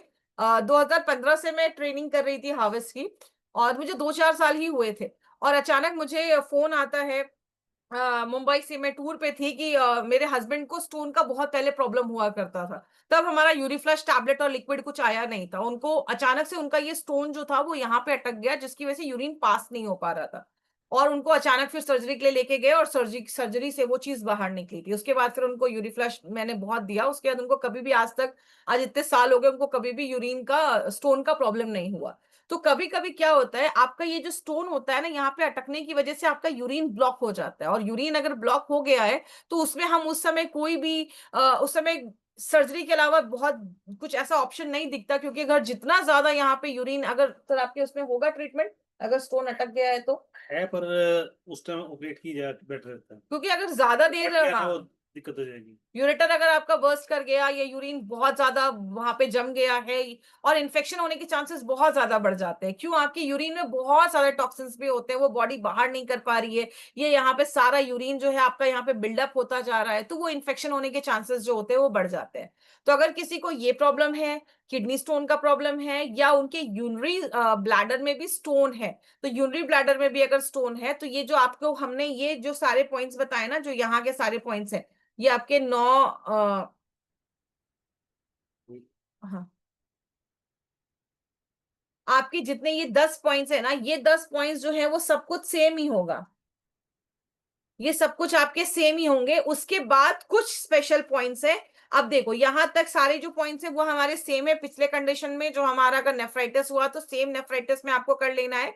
अब बहुत सारी कंडीशन में जो आपके स्टोन्स होते हैं वो या तो ब्लैडर में होते हैं या यूरेथ्रा में हो आपके यूरेटर में फंसे हुए हैं, यूरेथ्रा में फंसे हुए हैं। तो यहाँ पे ब्लैडर और यूरेथ्रा का जो पॉइंट है वो आप यहाँ पे प्रेस कर सकते हैं, लगा सकते हैं, और लास्ट में आपका शेनमेन का पॉइंट है। तो आपके पास सारा कुछ ये लिखा होगा प्रोटोकॉल, आप वहां पे कर सकते हैं। लेकिन अगर कोई कह रहा है कि हाँ हल्का फुल्का मुझे पेन हो रहा है, और आप उसके अल्ट्रासाउंड रिपोर्ट में आपको दिख रहा है कि स्टोन हल्का है लेकिन उसका यूरिन प्रॉपर पास हो रहा है, अभी वो पूरा ब्लॉकेज नहीं हुआ है, तो आप ये प्रोटोकॉल करना स्टार्ट करें। लेकिन अगर यूरिन ब्लॉक हो चुका है, यूरिन पास ही नहीं हो रहा है, in that case you need a surgery.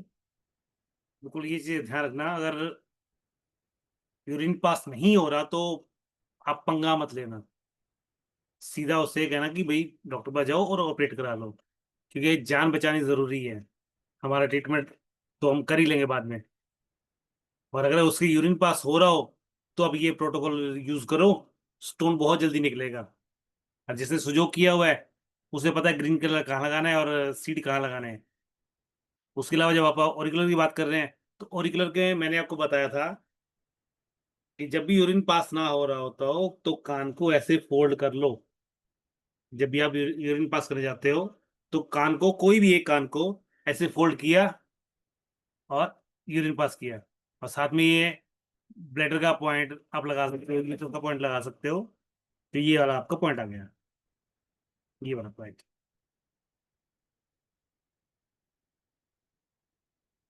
ठीक है, और एक सिंपैथिक टैटिक बिल्कुल ठीक नीचे वाला पॉइंट आ गया, ये वाला पॉइंट।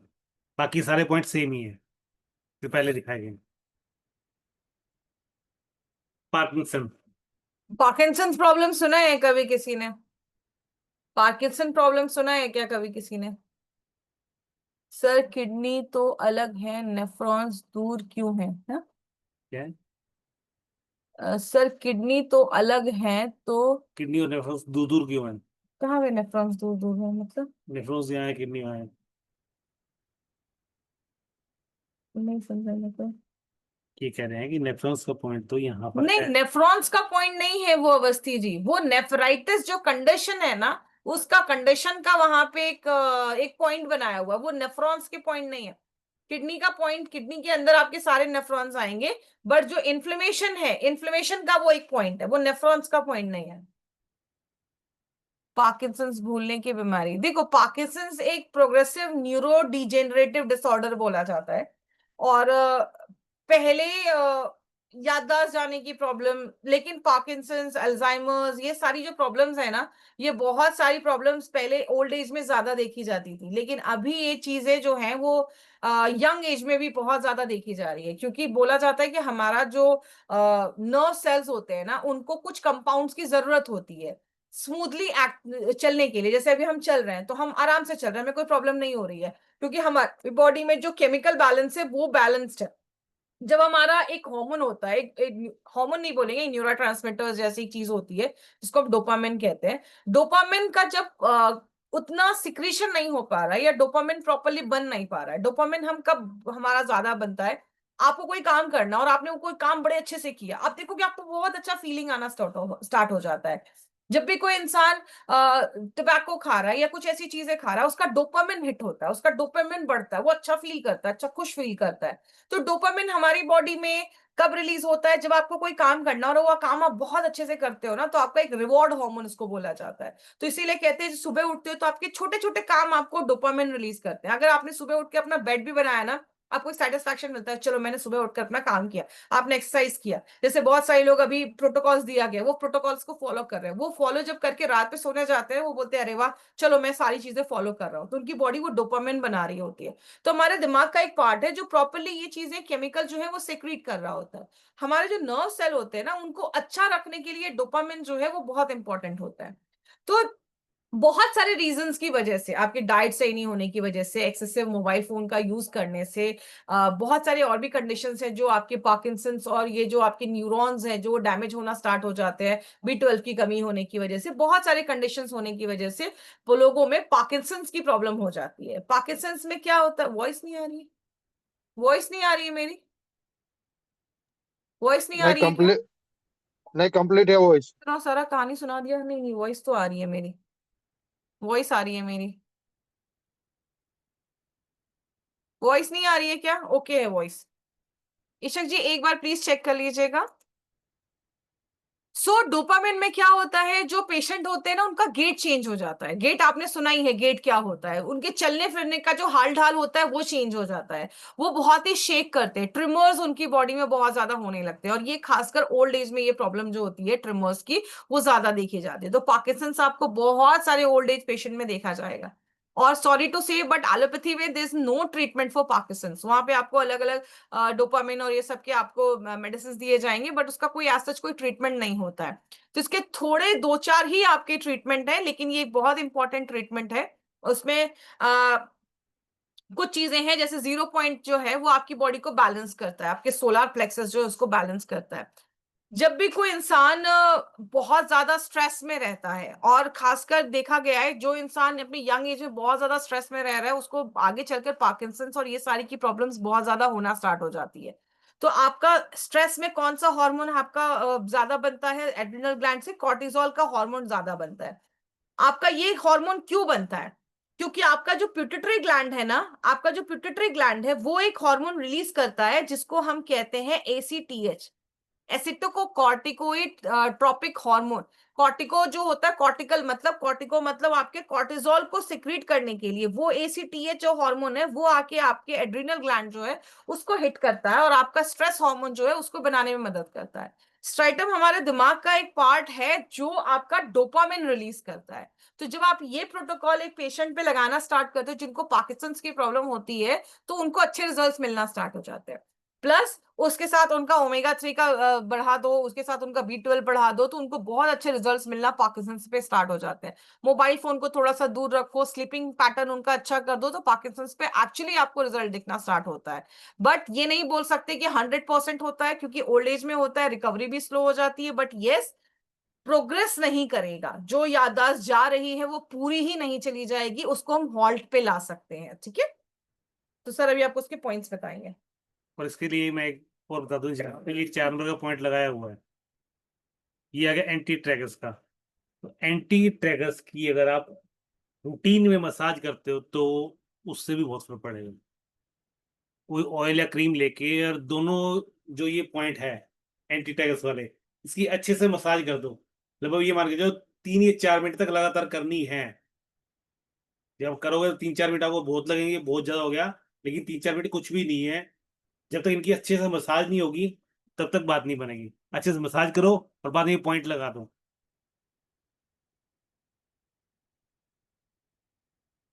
तो ये हमारा जो पॉइंट हो गया ये शेंगन का हो गया। और ये हमारा जो पॉइंट हो गया ये आ गया 0 पॉइंट। 0 पॉइंट मैंने पहले बताया था, यहाँ पर स्टमक का पॉइंट है और यहाँ पर HX1 आता है, इन दोनों के बीच में पॉइंट है, ये 0 पॉइंट है। इसी से लीवर टैंगल बनता है। और ये वाला पॉइंट जो आ गया हमारा पैनक्रियास का। ठीक है।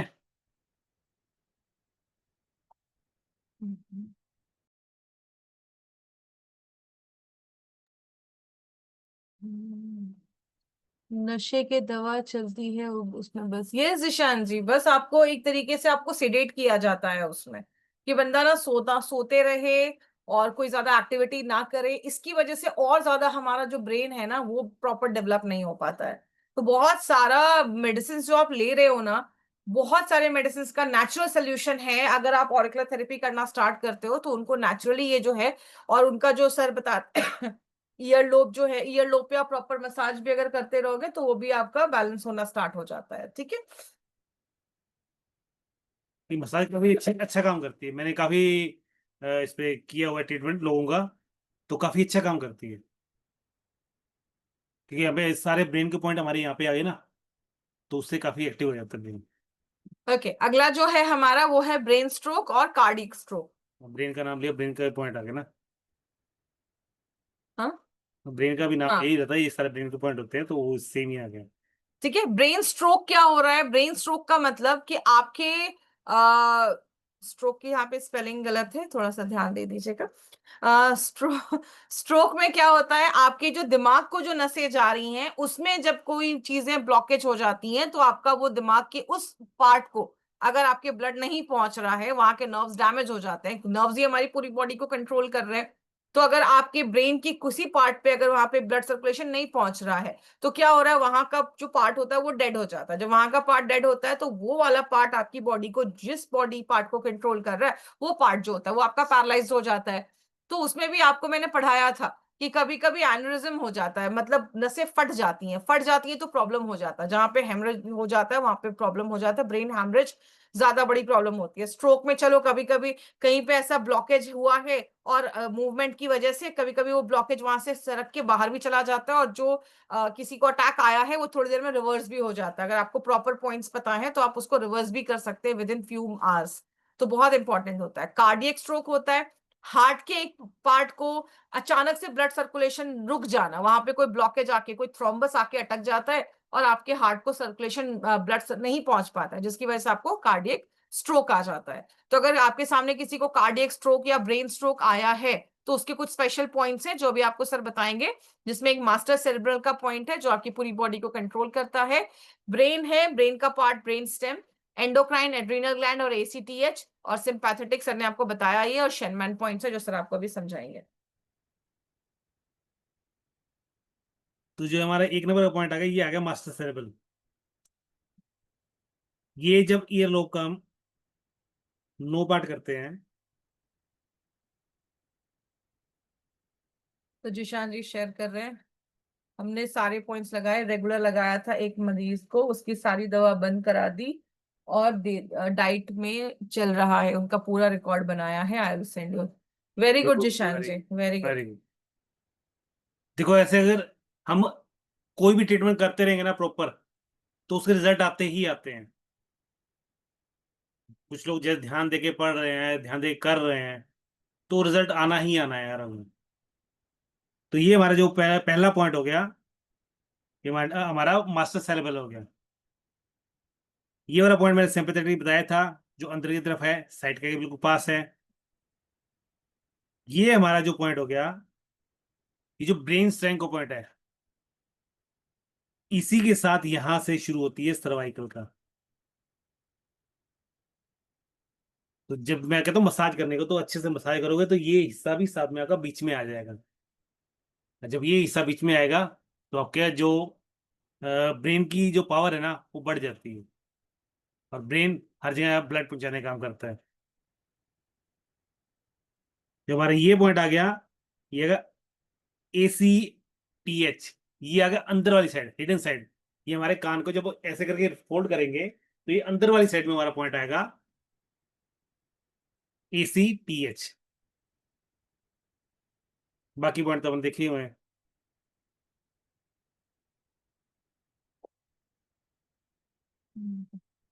ठीक है, तो ये सारे पॉइंट्स अभी आपको ब्रेन स्ट्रोक, और जब भी कभी किसी को लगे ना कि अचानक से मेरी बॉडी हल्की सी नम हो रही है और ये सब हो रही है, आप तुरंत ये सारे पॉइंट्स प्रेस कर दीजिए।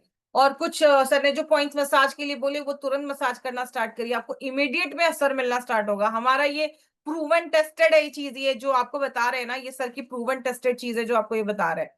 तो तुरंत जो पेशेंट को एक पैरालिसिस का अटैक आना था वो आप तुरंत उसी समय स्टॉप कर सकते हैं, हॉल्ट कर सकते हैं।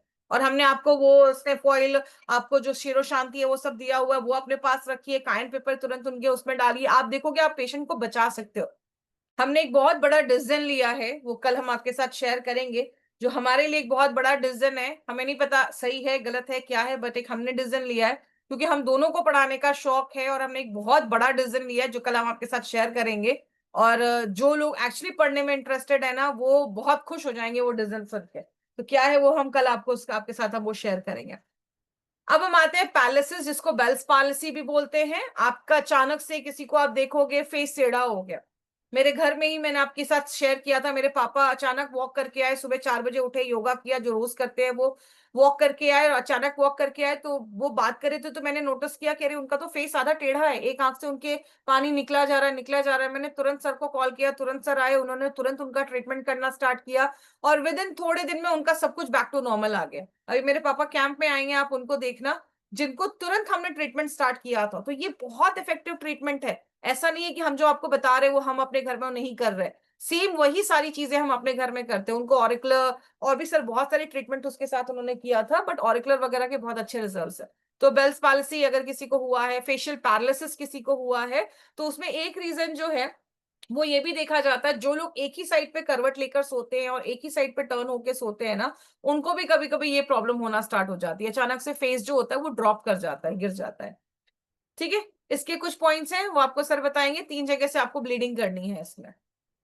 अब ब्लीडिंग का मैंने साथ में ना हर एक पॉइंट के आगे साथ में, जैसे ईयर अपेक्स आ गया ब्लीडिंग, ये मैंने लिख दिया है, हेलेक्स 5 ब्लीडिंग, ठीक है, और चिक एरिया ब्लीडिंग। अब इसमें लिखा हुआ है हेलेक्स 5, तो हेलेक्स 5 क्या है? हेलेक्स 5 में जैसे हमने यहाँ से 15 पॉइंट बनाए थे टोटल यहाँ तक, तो किसी ऑर्थर के हिसाब से यहाँ से हेलेक्स 1 शुरू होता है और यहाँ पे हेलेक्स 6 खत्म होता है। हेलेक्स 1 यहाँ से शुरू हुआ, हेलेक्स 6 यहाँ पे खत्म हुआ, तो जो ये वाला एरिया आ गया ये हेलेक्स 5 का आ गया। यहाँ पे 4 आ गया, यहाँ पे 3 आ गया, यहाँ पे 2 आ गया और ये 1 आ गया। तो ये जो 5 वाला एरिया है यहाँ पे हमने ब्लीडिंग करनी है। ब्लीडिंग भी कर सकते हो, इसे मसाज भी कर सकते हो। अगर आप ब्लीडिंग से डर लगता है तो यहाँ पे 3 सीट भी लगा सकते हो एक साथ। तो कोशिश करो ब्लीडिंग करना सीखो, कोई इसमें दिक्कत वाली बात नहीं है, इसमें कोई नुकसान नहीं है किसी को, बस उस टाइम उसका शुगर जो है ना वो नॉर्मल हो, ये जरूर ध्यान रख लेना। ऐसा ना कि शुगर उसका स्पाइक किया और उसी टाइम हमने ब्लीडिंग कर दिया। और एक चीज मैं बता दूं मेडिकल पर्सपेक्टिव से, जब भी किसी को ब्लीडिंग करो तो उसको ये जरूर पूछो कि क्या आप किसी ब्लड थिनर मेडिकेशंस पे हो, हाँ, वॉरफॉरिन वगैरह वो अगर ले रहे हैं, कोई भी ब्लड थिनिंग मेडिकेशंस अगर वो ले रहे हैं तो प्लीज उनका ब्लीडिंग मत करो, प्रॉब्लम बढ़ सकती है। बढ़ सकता है, नुकसान हो जाएगा बिल्कुल। और जो ये पॉइंट दे रखा है चिक एरिया पॉइंट, तो ये तो मैंने पहले ईयर लोब में बताया हुआ है आपको। ये वाला चिक एरिया वाला पॉइंट मैंने ईयर लोब के अंदर बता रखा है, ये वो वाला पॉइंट आ गया। और ये तो मेरे ख्याल में शायद बहुत बार इसकी बात हो चुकी है। ईयर अपेक्स की कान को ऐसे फोल्ड किया, जो ऊपर पॉइंट बन गया वो मेन हमारा ईयर अपेक्स का पॉइंट है, वहां से आप ब्लीडिंग कर सकते हैं। ये जो ब्लीडिंग वाले पॉइंट है ये आपको मैंने अलग से बता दिए। हम लोग ये सब प्रैक्टिकल कैंप में करेंगे, कैंप में हमारे पास बहुत टाइम रहेगा, तो बहुत सारी चीजें आप वहाँ पे जो भी आपके डाउट हैं, क्वेरीज हैं, सर आपके सामने रहेंगे, आप सर से पूछ सकते हो, बहुत सारी चीजों में हम वहाँ पे करेंगे। और एक दूसरे के साथ मिलके मैं आपको सिखाऊंगा ब्लीडिंग कैसे करनी है और वो जो ब्लड है उसे कैसे रोकना है, वो आपको सिखाऊंगा ये उस टाइम। तो वो पिन से हम ब्लीडिंग करेंगे, जो भी एग्री होगा उसके, जो एग्री नहीं है, मान लो मैम कह रही नहीं मैं ब्लड नहीं कराऊंगी, तो जबरदस्ती किसी के साथ नहीं करनी।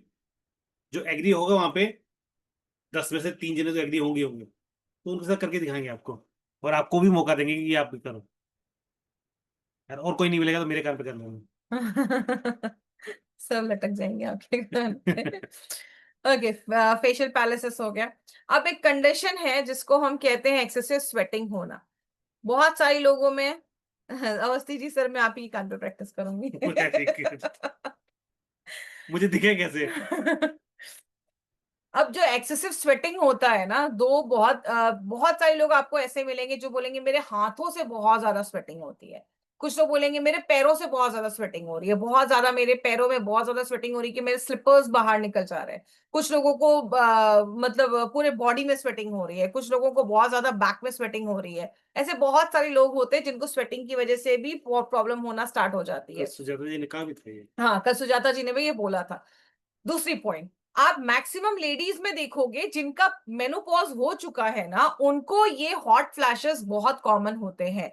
तो बहुत सारे लोग ऐसे होंगे, यंग लोगों में भी आपको देखने को मिलेगा, लेकिन कुछ ऐसी लेडीज हैं जिनको आप देखोगे कि उनका मेनोपॉज के बाद उनको बहुत ज्यादा एक्सेसिव स्वेटिंग होना स्टार्ट हो रही है, हॉट फ्लैशेस बहुत ज्यादा हो रहे हैं, या मेनोपॉज आने वाला है, प्री मेनोपॉजल जो सिम्टम्स हैं उनमें उनको बहुत ज्यादा एक्सेसिव स्वेटिंग देखी जा रही है। तो ये भी एक होता है, क्योंकि हार्मोनल इम्बैलेंस भी होना स्टार्ट हो जाता है। तो जब भी किसी को एक्सेसिव स्वेटिंग हो तो उनको आप ये पॉइंट्स जो है वो आप वहां पे लगा सकते हैं। तो ये कौन कौन से पॉइंट्स हैं? प्री वाले तो मेरे फैमिली के अंदर ही 2 है, तो उनके भी मेनोपॉज चल रहा है, तो उनको ये दिक्कत बहुत आ रही है। अब देखो, इशक जी बोल रहे हैं कि मैम 9 मंथ की बेबी को होती है मैम। अब देखो, 9 मंथ की बेबी होती है तो कभी कभी ना जेनेटिक्स भी होता है। अगर कोई लेडी है, उसकी बॉडी में अगर बहुत ज्यादा एक्सेसिव स्वेटिंग है, क्योंकि हमारे ना, जैसे आपको मैंने जब स्वेट ग्लैंड्स में पढ़ा रही थी तब मैंने आपको बताया था कि अलग अलग तरीके के स्वेट ग्लैंड्स होते हैं। कुछ लोगों के स्वेट ग्लैंड्स ना नेचुरली बहुत ज्यादा एक्टिव होते हैं, तो अगर नेचुरली उनकी एक्टिव है तो वो लेडी जो है वो अपना जो जीन्स है उसने अपने उस लड़की में ट्रांसफर किए हैं, तो कभी कभी जेनेटिक भी इशू होता है। बहुत सारी कंडीशन में जेनेटिक इशू की वजह से भी आपको एक्सेसिव स्वेटिंग होती है। तो कंडीशंस बहुत सारे हो सकते हैं, या तो ये जेनेटिक इशू हो सकता है, या ये हार्मोनल इशू हो सकता है, या ये पेरीमेनोपॉज का इशू हो सकता है। तो अलग अलग कंडीशंस देखे जाते हैं। और कभी कभी जब आपका हार्ट या लंग्स में कुछ इम्प्रॉपर, मतलब आपका हार्ट और लंग्स अगर हेल्दी नहीं होता है, तो भी कुछ लोगों में एक्सेसिव स्वेटिंग के चांसेस जो होते हैं वो बहुत ज्यादा बढ़ जाते हैं। तो और यहाँ पे जो हम आपको अलग अलग पॉइंट्स बता रहे हैं, अब जैसे एक बोला जाता है कि हार्ट जो है वो हमारी बॉडी का कंट्रोलर है। अगर किसी को बहुत ज्यादा दिन में स्वेटिंग हो रही है तो उसकी जो यांग एनर्जी है वो कम हो जाती है। अगर वही जब उसके बॉडी में अगर रात में बहुत ज्यादा स्वेटिंग हो रही है तो उसकी यिन एनर्जी जो है वो कम हो जाती है। अभी आपको यिन एंड यांग आपका सिलेबस में नहीं है तो आपको समझ में नहीं आएगा। हम लोगों ने जो प्रोटोकॉल बनाया है ना, वो सारा कुछ चाइनीज ट्रेडिशन को मिलाकर सर ने ये आपके लिए प्रोटोकॉल बनाया है। ये सारा प्रोटोकॉल उन्होंने आपके लिए डिजाइन किया है। तो ये सारे पॉइंट्स अभी आपको समझाएंगे।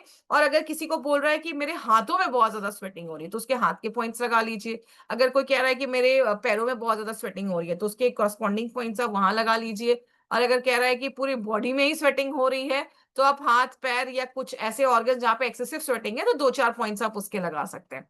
अब अगर बच्ची में बहुत ज्यादा स्वेटिंग हो रही है ना तो उसको थोड़ा सा वेटशीट रैप आप उसको करिए।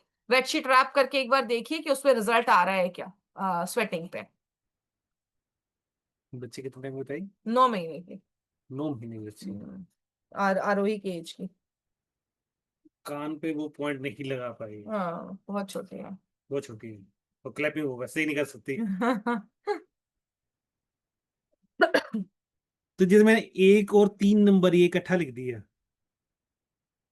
तो ये पॉइंट एक ही है, नाम दो हैं, ये ध्यान रखना। पहला आ गया नर्वस सबकोटेस, और जो तीसरा पॉइंट है वो आ गया थैलेमस का। पॉइंट एक ही है, अंदर वाली साइड में है, हिडन साइड में है। तो हम कान को ऐसे फोल्ड करेंगे तब ये पॉइंट लगाएंगे। दोनों का पॉइंट एक ही है, नंबर अलग अलग है, नाम अलग अलग। तो इसमें कंफ्यूज मत हो जाना कि एक पॉइंट कहाँ गायब हो गया। गायब नहीं हुआ, वो एक ही पॉइंट है। और ये हमारा आ गया लंग्स का पॉइंट, ये आ गया हमारा हार्ट का पॉइंट, ये हमारा आ गया स्पिन का पॉइंट, ये हमारा सिंपैथेटिक का, और ये आ गया शिंगमेन का। और उसके साथ साथ हाथों में जहाँ पसीना आ रहा है तो यहाँ पॉइंट लगा दो, चेस्ट पे जहाँ पसीना आ रहा है तो यहाँ लगा दो, यहाँ भी लग सकते हैं। ठीक है, जिस भी ऑर्गन में जहाँ पसीना आ रहा हो वो आप लगा दो। अब एक अगली चीज है जिसको हम कहते हैं क्रॉनिक फटीग सिंड्रोम। फटीग का मतलब होता है थकान। क्रॉनिक का मतलब बहुत थकान हो रहा है, मतलब आप सुबह उठ भी रहे हो ना, आपको एनर्जी नहीं लग रहा है, आप कोई भी मेंटल काम नहीं कर पा रहे हो, फिजिकल काम नहीं कर पा रहे हो, बॉडी में बहुत ज्यादा दर्द हो रहा है, थकान हो रहा है। और एलोपैथी में इसका बोला जाता है कि there is no cure for chronic fatigue syndrome. Functional medicine की अप्रोच से मैं आपको समझाऊं तो ये आपके गट की जब पूरी बैंड बच जाती है तो ये आपके क्रॉनिक फटीग सिंड्रोम देखा जाता है। मतलब आपकी बॉडी में ऑटो इम्यून, ये भी एक ऑटो इम्यून कंडीशन बोला जाता है। जब आपकी बहुत सारी तकलीफ आपको होने लगती है, बॉडी में पेन होना, कमर में दर्द होना, थकान होना, मेंटल फॉग होना, जहां पे भी सिंड्रोम वर्ड आ जाए ना तो समझ जाओ कि बहुत सारी प्रॉब्लम्स का एक गुच्छा है ये। सिंड्रोम का मतलब होता है गुच्छा होना, मतलब बहुत सारी चीजें उसके साथ साथ आ रही है। थकान तो है ही, थकान तो आपको है ही, फटीग तो है ही, लेकिन वो एक क्रॉनिक कंडीशन में, सीरियस कंडीशन में। उसके साथ साथ सोचने में भी प्रॉब्लम हो रही है, नींद भी नहीं आ रही है, थकान भी हो रही है, हर वक्त एकदम आपको सोने का मन कर रहा है, उठने का भी मन नहीं कर रहा है, सिंड्रोम है पूरा। तो इसका कोई भी क्योर नहीं बोला जाता है। बट जब आप गट हील करना स्टार्ट करते हो तो आपको बहुत सारे डिफरेंसेस नजर आते हैं।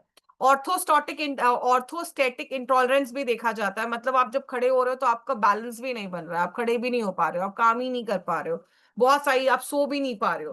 तो इसके बहुत सारे पॉइंट्स हैं जो अभी आपको सर बताएंगे। तो क्रॉनिक फटीग सिंड्रोम बहुत सारे लोगों को पता ही नहीं होता है कि उनको क्रॉनिक फटीग सिंड्रोम है, वो कुछ भी काम नहीं कर पाते हैं, तो उनको कभी आइडिया ही नहीं होता कि क्रॉनिक फटीग सिंड्रोम क्या होता है।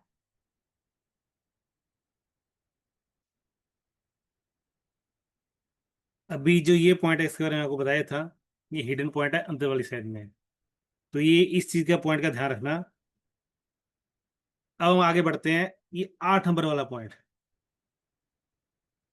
एंशियस, बहुत सारे लोगों को आपने देखा होगा एंशियस हो जाते हैं, मतलब बेचैनी बहुत ज्यादा हो रही है, क्रॉनिक फटीग सिंड्रोम है, तो एंशियस का एक स्पेशल पॉइंट है जो आपकी एंजाइटी लेवल को कम करता है।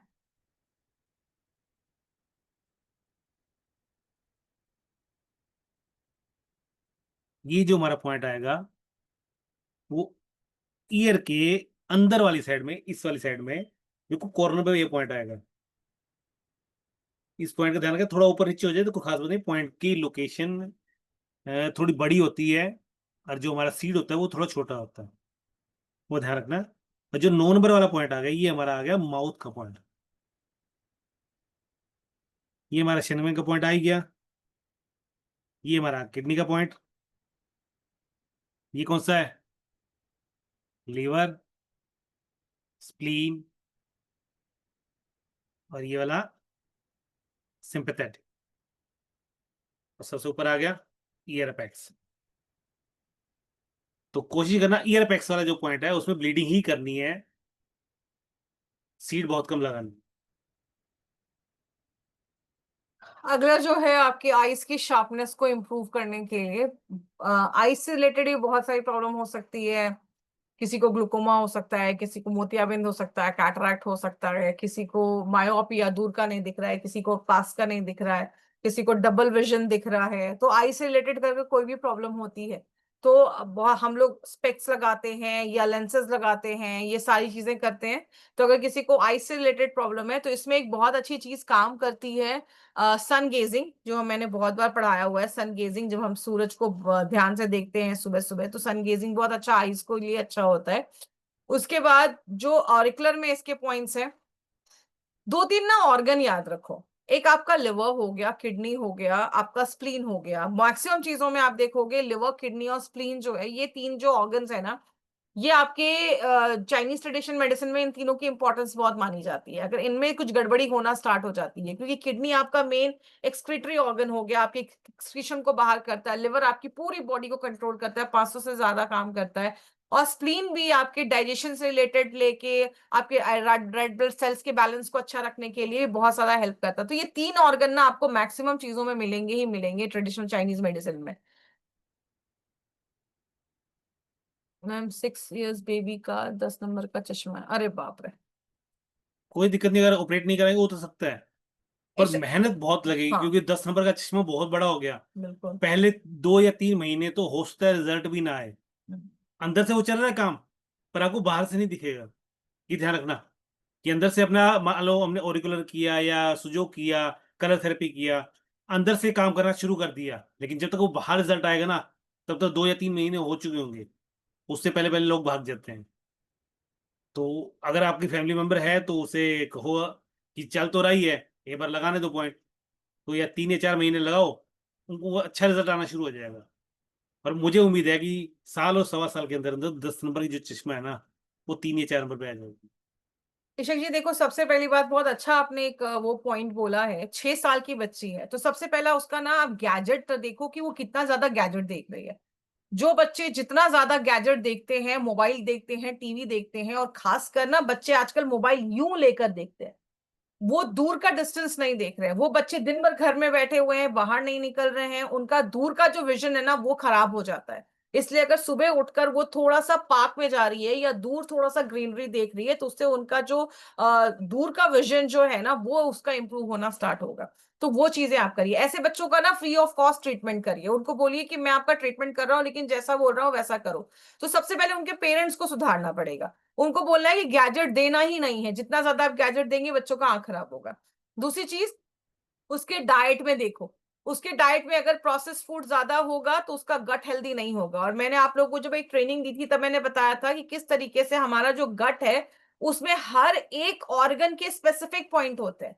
आपके आंखों का भी जो पॉइंट है ना वो भी हमारे गट में एक पॉइंट होता है। तो जब उसमें बहुत ज्यादा टॉक्सिन्स रिलीज उस पे एक्यूमुलेट करना स्टार्ट हो जाता है तो वो ऑर्गन वहां पे इफेक्ट होना स्टार्ट हो जाता है। 6 इयर्स की बच्ची अगर बहुत ज्यादा जंक फूड खा रही होगी, नॉनवेज खा रही होगी, कॉन्स्टिपेशन बहुत ज्यादा होगा, तो आइज का जो पॉइंट है वो वहां पे उसके गट में सप्रेस हो रहा होगा, जिसकी वजह से उसके आइज में प्रॉब्लम हो रहा है। क्योंकि 10 नंबर का चश्मा बहुत बड़ी बात बहुत है बड़ी बात छोटी है, बच्चे के बहुत लिए। बड़ी बात है। तो आप उसको फ्रूट्स एंड वेजिटेबल्स पे लाना पड़ेगा, उसको कॉन्स्टिपेशन नहीं होगा, उसको अगर हो सकता है तो थोड़ा बहुत एनीमा अगर आप दे सकते हैं, सिरिंज वाला एनीमा दे दो चलेगा, लेकिन उसको थोड़ा सा टोना देना स्टार्ट करो, उसका गट हेल्दी करना स्टार्ट करो। नहीं करवा रही है, वेट पैक पेट पे बांधना स्टार्ट करो। आप देखोगे ऑटोमेटिकली उसका विजन जो है वो नॉर्मल होना स्टार्ट होगा, ऑटोमेटिकली जेनेटिक अगर नहीं है तो ऑटोमेटिकली ठीक होना यह होगा। मैम ने जैसे बोला था, पहले उसके पेरेंट्स पे काम करना पड़ेगा। ये पेरेंट्स सोचता है कि बच्चा रो रहा है, मोबाइल दे दो, हमारा पीछे छूट गया। बिल्कुल, अरे मोबाइल तो दे दिया, आज पीछे छूट गया, बच्चे की हालत क्या होगी बाद में जाके। क्योंकि आगे चल के उसकी आईसाइट भी जा सकती है, अगर इसी लेवल पे अगर उसका रहा ना तो उसकी आईसाइट भी जा सकती है। तो कभी कभी पेरेंट्स को डराना भी हो रहा है तो डरा दीजिए, लेकिन प्लीज बच्चों के मामले में ना थोड़ा सा उनको स्ट्रिक्ट होने के लिए बोलिए। प्राइस नहीं भी जाती तो 10 नंबर बहुत हो गया, कि आगे जाके कैसे सर्वाइव करेगी वो। सर अवस्थी जी का कहना है कि सर ये सारे पॉइंट्स प्रेग्नेंट लेडी पे लगा सकते हैं क्या, इसके अवॉइड ही आइस करो। के अवॉइड करो, क्यों बीच में किडनी भी आ गया, लिवर भी आ गया। हाँ, नहीं, अवॉइड करो, बेटर रहोगे। डिलीवरी के बाद हम उनकी आंख पे ट्रीटमेंट करेंगे अवस्थी जी, ठीक है, अभी उनको प्रेगनेंसी एंजॉय करने के लिए बोलिए। बिल्कुल बिल्कुल। आज भी ये ना एक का आया था, उसे वो स्लीपर चाहिए था, फुट वाला। हाँ। तो पहले तो हम उसे भेज रहे थे, बाद में उसने एक इत्तेफाक खुद ने लिख दिया था क्या, हाँ, उसने कि मैंने मैं बोला अपनी किसके लिए प्रेग्नेंट। चाहिए तो उसने बोला मेरी प्रेग्नेंट लेडी है। हमने उसको स्लीपर देने से ही मना कर दिया, हमने कहा हम आपको देंगे ही नहीं स्लीपर। तो साथ में उसने मना कि कहीं और से मत ले लेना, हाँ, कि हम क्यों नहीं दे रहे, कि कल को कोई नुकसान हो सकता है, इसलिए हम नहीं दे रहे। तो प्रेग्नेंट लेडी पे तो कोशिश करो यूज ही मत करो। मुझे याद है जब मैं प्रेग्नेंट थी तो मैं फुट मसाज के लिए गई थी, वहां पे उसने फुट रिफ्लेक्सोलॉजी में मेरे कुछ पॉइंट्स प्रेस कर दिए थे, जैसे उसने यूट्रस के पॉइंट्स प्रेस किए थे मुझे पेन होना स्टार्ट हो गया था। तो प्लीज कोई भी प्रेगनेंसी में आपको एक्यूप्रेशर के, खासकर आपके फुट के या कोई भी प्रेशर पॉइंट्स जो है वो आपको अवॉइड करवाने हैं। तो तुरंत फिर सर ने मेरे कुछ और पॉइंट्स प्रेस किए, फिर जाकर मेरा पेट का जो दर्द था वो नॉर्मल हुआ। तो कोई भी प्रेगनेंसी में आपको एक्यूप्रेशर के पॉइंट्स अपने प्रेस नहीं करने हैं, और यूट्रस वगैरह के पॉइंट्स फुट रिफ्लेक्सोलॉजी पे भी प्रेस नहीं करने, क्योंकि बहुत इमीडिएट असर होता है। उसने मेरे यूट्रस के पॉइंट पीछे प्रेस किए और मुझे पेट में दर्द होना स्टार्ट हो गया था, मैं 7 मंथ प्रेग्नेंट थी उस टाइम पे। तो प्लीज कोई भी पॉइंट्स प्रेस नहीं करना है। हल्की मसाज कर सकते हो सभी पॉइंट्स पे, कोई दिक्कत नहीं है, हाँ, लेकिन प्रेस नहीं करना है कोई पॉइंट को। पर्टिकुलर पॉइंट पकड़ा और उसे प्रेस किया, वो वाला काम नहीं करना। उसकी मसाज अच्छे से कर सकते, कोई दिक्कत नहीं है। चलो जो थोड़ी देर पहले मैं बात कर रहा था, विजन 1 विजन 2, तो ये हमारा आ गया विजन 1 का पॉइंट, जो यहाँ पे 3 नंबर में दिया गया है। और ये आ गया विजन 2 का पॉइंट, जो 4 नंबर का पॉइंट दिया गया है। और आंखों का पॉइंट कहाँ होता है, जहां पर लेडीज के टॉप्स डालने के लिए छेद किया जाता है कान में, बिल्कुल सेंटर में। ये आ गया हमारा आइज का मेन पॉइंट। हाँ, जो आइज का होता है तो आमतौर पे लीवर का और किडनी का लगना ही लगना है। शायद मैंने किसी का ट्रीटमेंट किया था, बताया था, लीवर ट्रायंगल बनाना, यहाँ पे ग्रीन कलर से लीवर ट्रायंगल बनाना लेफ्ट हैंड में। मेरी मम्मी का किया है तो। नहीं, कैंप में भी बताया था मैंने अच्छा। शायद। कैंप में नहीं, कैंप में नहीं बताया, जब जो की क्लास से तब बताया था। तो वहां पे ग्रीन कलर लगाना है, तो यहाँ पर भी हमें लीवर का पॉइंट लगाना ही लगाना है। लीवर का पॉइंट आ गया, किडनी का पॉइंट आ गया, सिंपैथेटिक का पॉइंट आ गया। यहाँ से ब्लीडिंग करनी है एयरपैक्स में, पर ये हमारा तो है ही पॉइंट लगाने वाला, कंपल्सरी वाला, शेंगमेन।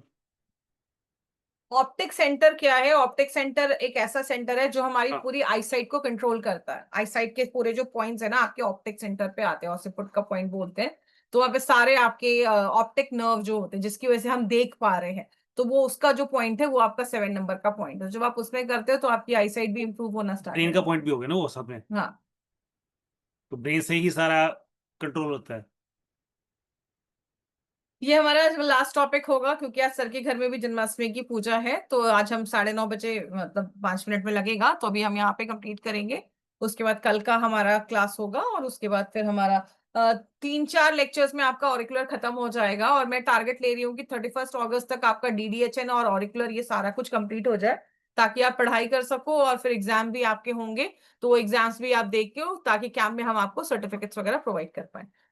अब हम आते हैं हियरिंग के ऊपर। हियरिंग के बोला जाता है कि जो हमारे कान है ना, ये हमारे दो बॉडी के मेरिडियंस, आपको मेरिडियंस अभी नहीं पढ़ना है, बस मैं ऐसे जस्ट बता रही हूँ। हमारे बॉडी का जो ट्रिपल वॉर्मर और मेरिडियन, गॉल ब्लैडर का जो मेरिडियन है ना, वो हमारे कानों को सर्कल करता है। तो जब भी आपके कानों से रिलेटेड कुछ भी प्रॉब्लम आती है, आपको कानों में आवाजें आ रही हैं, कुछ लोग ऊंचा सुनते हैं, कुछ लोग को कान में इन्फेक्शन हो गया है, कुछ डिस्चार्ज हो रहा है, या कोई नर्व कंप्रेस हो गई है आपके कान की, कान से रिलेटेड कोई भी प्रॉब्लम है, दर्द है, तो हमने वो अनियन वाला सीखा था कि अनियन से हम यहाँ पे सेक लगा सकते हैं, अनियन को हल्का सा स्टीम करके उसका जूस अपने कानों में डाल सकते हैं, 2-4 ड्रॉप भी डालते हैं, तो भी आपके कान का जो दर्द है वो कंप्लीट हो जाता है, ठीक हो जाता है। बट अगर कोई कानों से रिलेटेड कुछ प्रॉब्लम है तो उसके भी कुछ स्पेसिफिक पॉइंट्स हैं जो अभी आपको सर बताएंगे। तो एक स्पीड हियरिंग का पॉइंट है जो आपकी हियरिंग कैपेसिटी को जो होता है वो इंप्रूव कर देता है जब आप ये पॉइंट प्रेस करते हैं तो। और ये हमारा पॉइंट आएगा डार्विंग ट्यूबल करके बिल्कुल नीचे। ये हमारा डार्विंग ट्यूबल था। यस, कम सुनाई दे रहा है तो स्पीड हियरिंग का पॉइंट आपके उस हियरिंग कैपेसिटी को बढ़ा देगा, आप भगवान की बातें भी सुनना स्टार्ट कर दोगे। सर ईशक जी पूछ रही हैं ऑरिकुलर, सर ये ऑरिकुलर सीट्स लगाने हैं बोथ ईयर में? हाँ, हाँ, हर जगह ऑरिकुलर सीट्स ही लगाने हैं आपको ईशक जी। उनके सीड भी लग सकते हैं, और वो नीडल आती है वो भी लग सकती है। कैंप में आपको प्रेस नीडल लगाना सर सिखाएंगे। तो ये हमारा पॉइंट हो गया, ये स्पीड हेयरिंग का पॉइंट हो गया। और यहाँ पर आ गया सेंजियो का पॉइंट।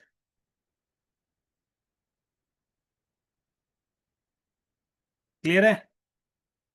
जो ये हमारा 3 नंबर वाला पॉइंट आ गया, ये है इंटरनल ईयर का, अंदरूनी कान का। 4 नंबर हमारा आ गया, ये है एक्सटर्नल ईयर का। 5 नंबर वाला जो पॉइंट आ गया सिंपैथेटिक का। 6 नंबर वाला आ गया किडनी। 7 नंबर वाला गॉल ब्लैडर। और 9 नंबर वाला आ गया हमारा शेंगमेन। एक ऑडिटरी सेंटर है, जैसे अभी आपका हमने यहाँ पे ऑप्टिक सेंटर बताया ना, ऑप्टिक सेंटर मतलब जो भी हमारे आईज की जो भी ब्लड वेसल जो भी नर्व्स हैं वो सारे नर्व्स हमारे एक सेंटर पे जाकर अटैच होते हैं, वहां से फिर हमारे ऑप्टिक जो जो हमें देखने में हेल्प करते हैं। वैसे एक ऑडिटरी सेंटर होता है जहां पे हमारे कानों से जो रिलेटेड जो हमारे सेंटर्स है, जिससे हमारे कान से हमें सुनाई दे रहा है, तो कानों का भी एक सेंटर है, जैसे आंखों का सेंटर है वैसे कानों का सेंटर है। हमारी बॉडी के सारे जो नर्व्स है वहां पे जाके इकट्ठा हो रहे हैं, तो ऑडिटरी सेंटर है जहां पे आप पॉइंट जब प्रेस करते हो तो आपको सुनाई दे रहा है कम ज्यादा, या कोई भी कान से रिलेटेड कुछ प्रॉब्लम है ना, वो भी उसमें हेल्प करता है। तो 8 वाला जो पॉइंट है वो आपका ऑडिटरी सेंटर का पॉइंट है। ठीक। हम्म। तो आज हम यहाँ पे ही कंप्लीट करेंगे, आगे हम बहुत सारे इसमें प्रोटोकॉल्स हैं जो हम आगे आपको दिखाएंगे, बहुत सारे प्रोटोकॉल्स हैं, उसमें हम अभी नहीं जा रहे हैं।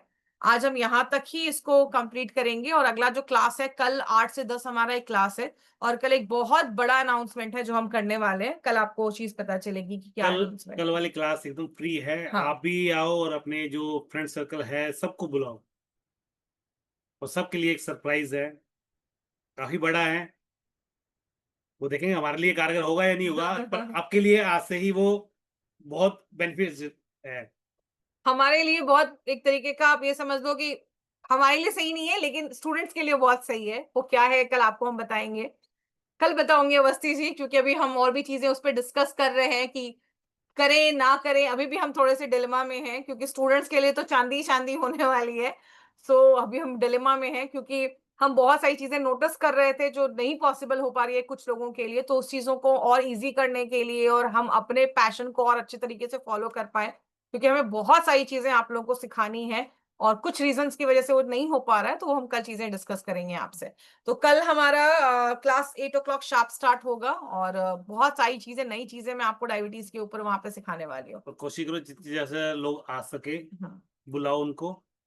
क्योंकि माय फ्रेंड ये चीजें हमने क्यों सोची, हर दिन हम ऐसे पेशेंट्स को देख रहे हैं ना कि डायबिटीज की वजह से उनको किसी ने कभी कोई गाइड ही नहीं किया, वो जिंदगी भर 10 साल 15 साल से डायबिटीज की दवा ले रहे हैं, और अचानक बहुत सारे ऐसे पेशेंट आ रहे हैं हमारे पास, किडनी फेल हो गया, अभी उनकी फाइनेंशियल स्टेटस ये हाल में ही नहीं है कि वो एक डायलिसिस भी करवा पाए, या तो उनकी डेथ है आगे, या वो घर में पड़े हुए हैं और उनके पास पैसे नहीं है कि वो डायलिसिस करवा सके। एक इंसान का डायलिसिस का खर्चा 15 से 20 हजार होता है महीने का, अगर उसको हफ्ते में 3 डायलिसिस भी लगता है तो एक डायलिसिस का 2.5 से 3 हजार 4 हजार रुपए, अच्छी जगह पे करा रहे तो 5-5 हजार रुपए। इसलिए हमने कल कुछ डिसीजन लिया है जिससे शायद हमारे लिए फायदा नहीं, लेकिन बहुत सारे लोगों की अगर हम जान बचा पाए तो हम कुछ कर पाएंगे। तो वो चीज हम कल आपके साथ डिस्कस करेंगे। तो कुछ हमने अपने लाइफ के लिए बहुत बड़ा एक डिसीजन लिया है, तो कल आपके साथ हम वो चीज शेयर करेंगे।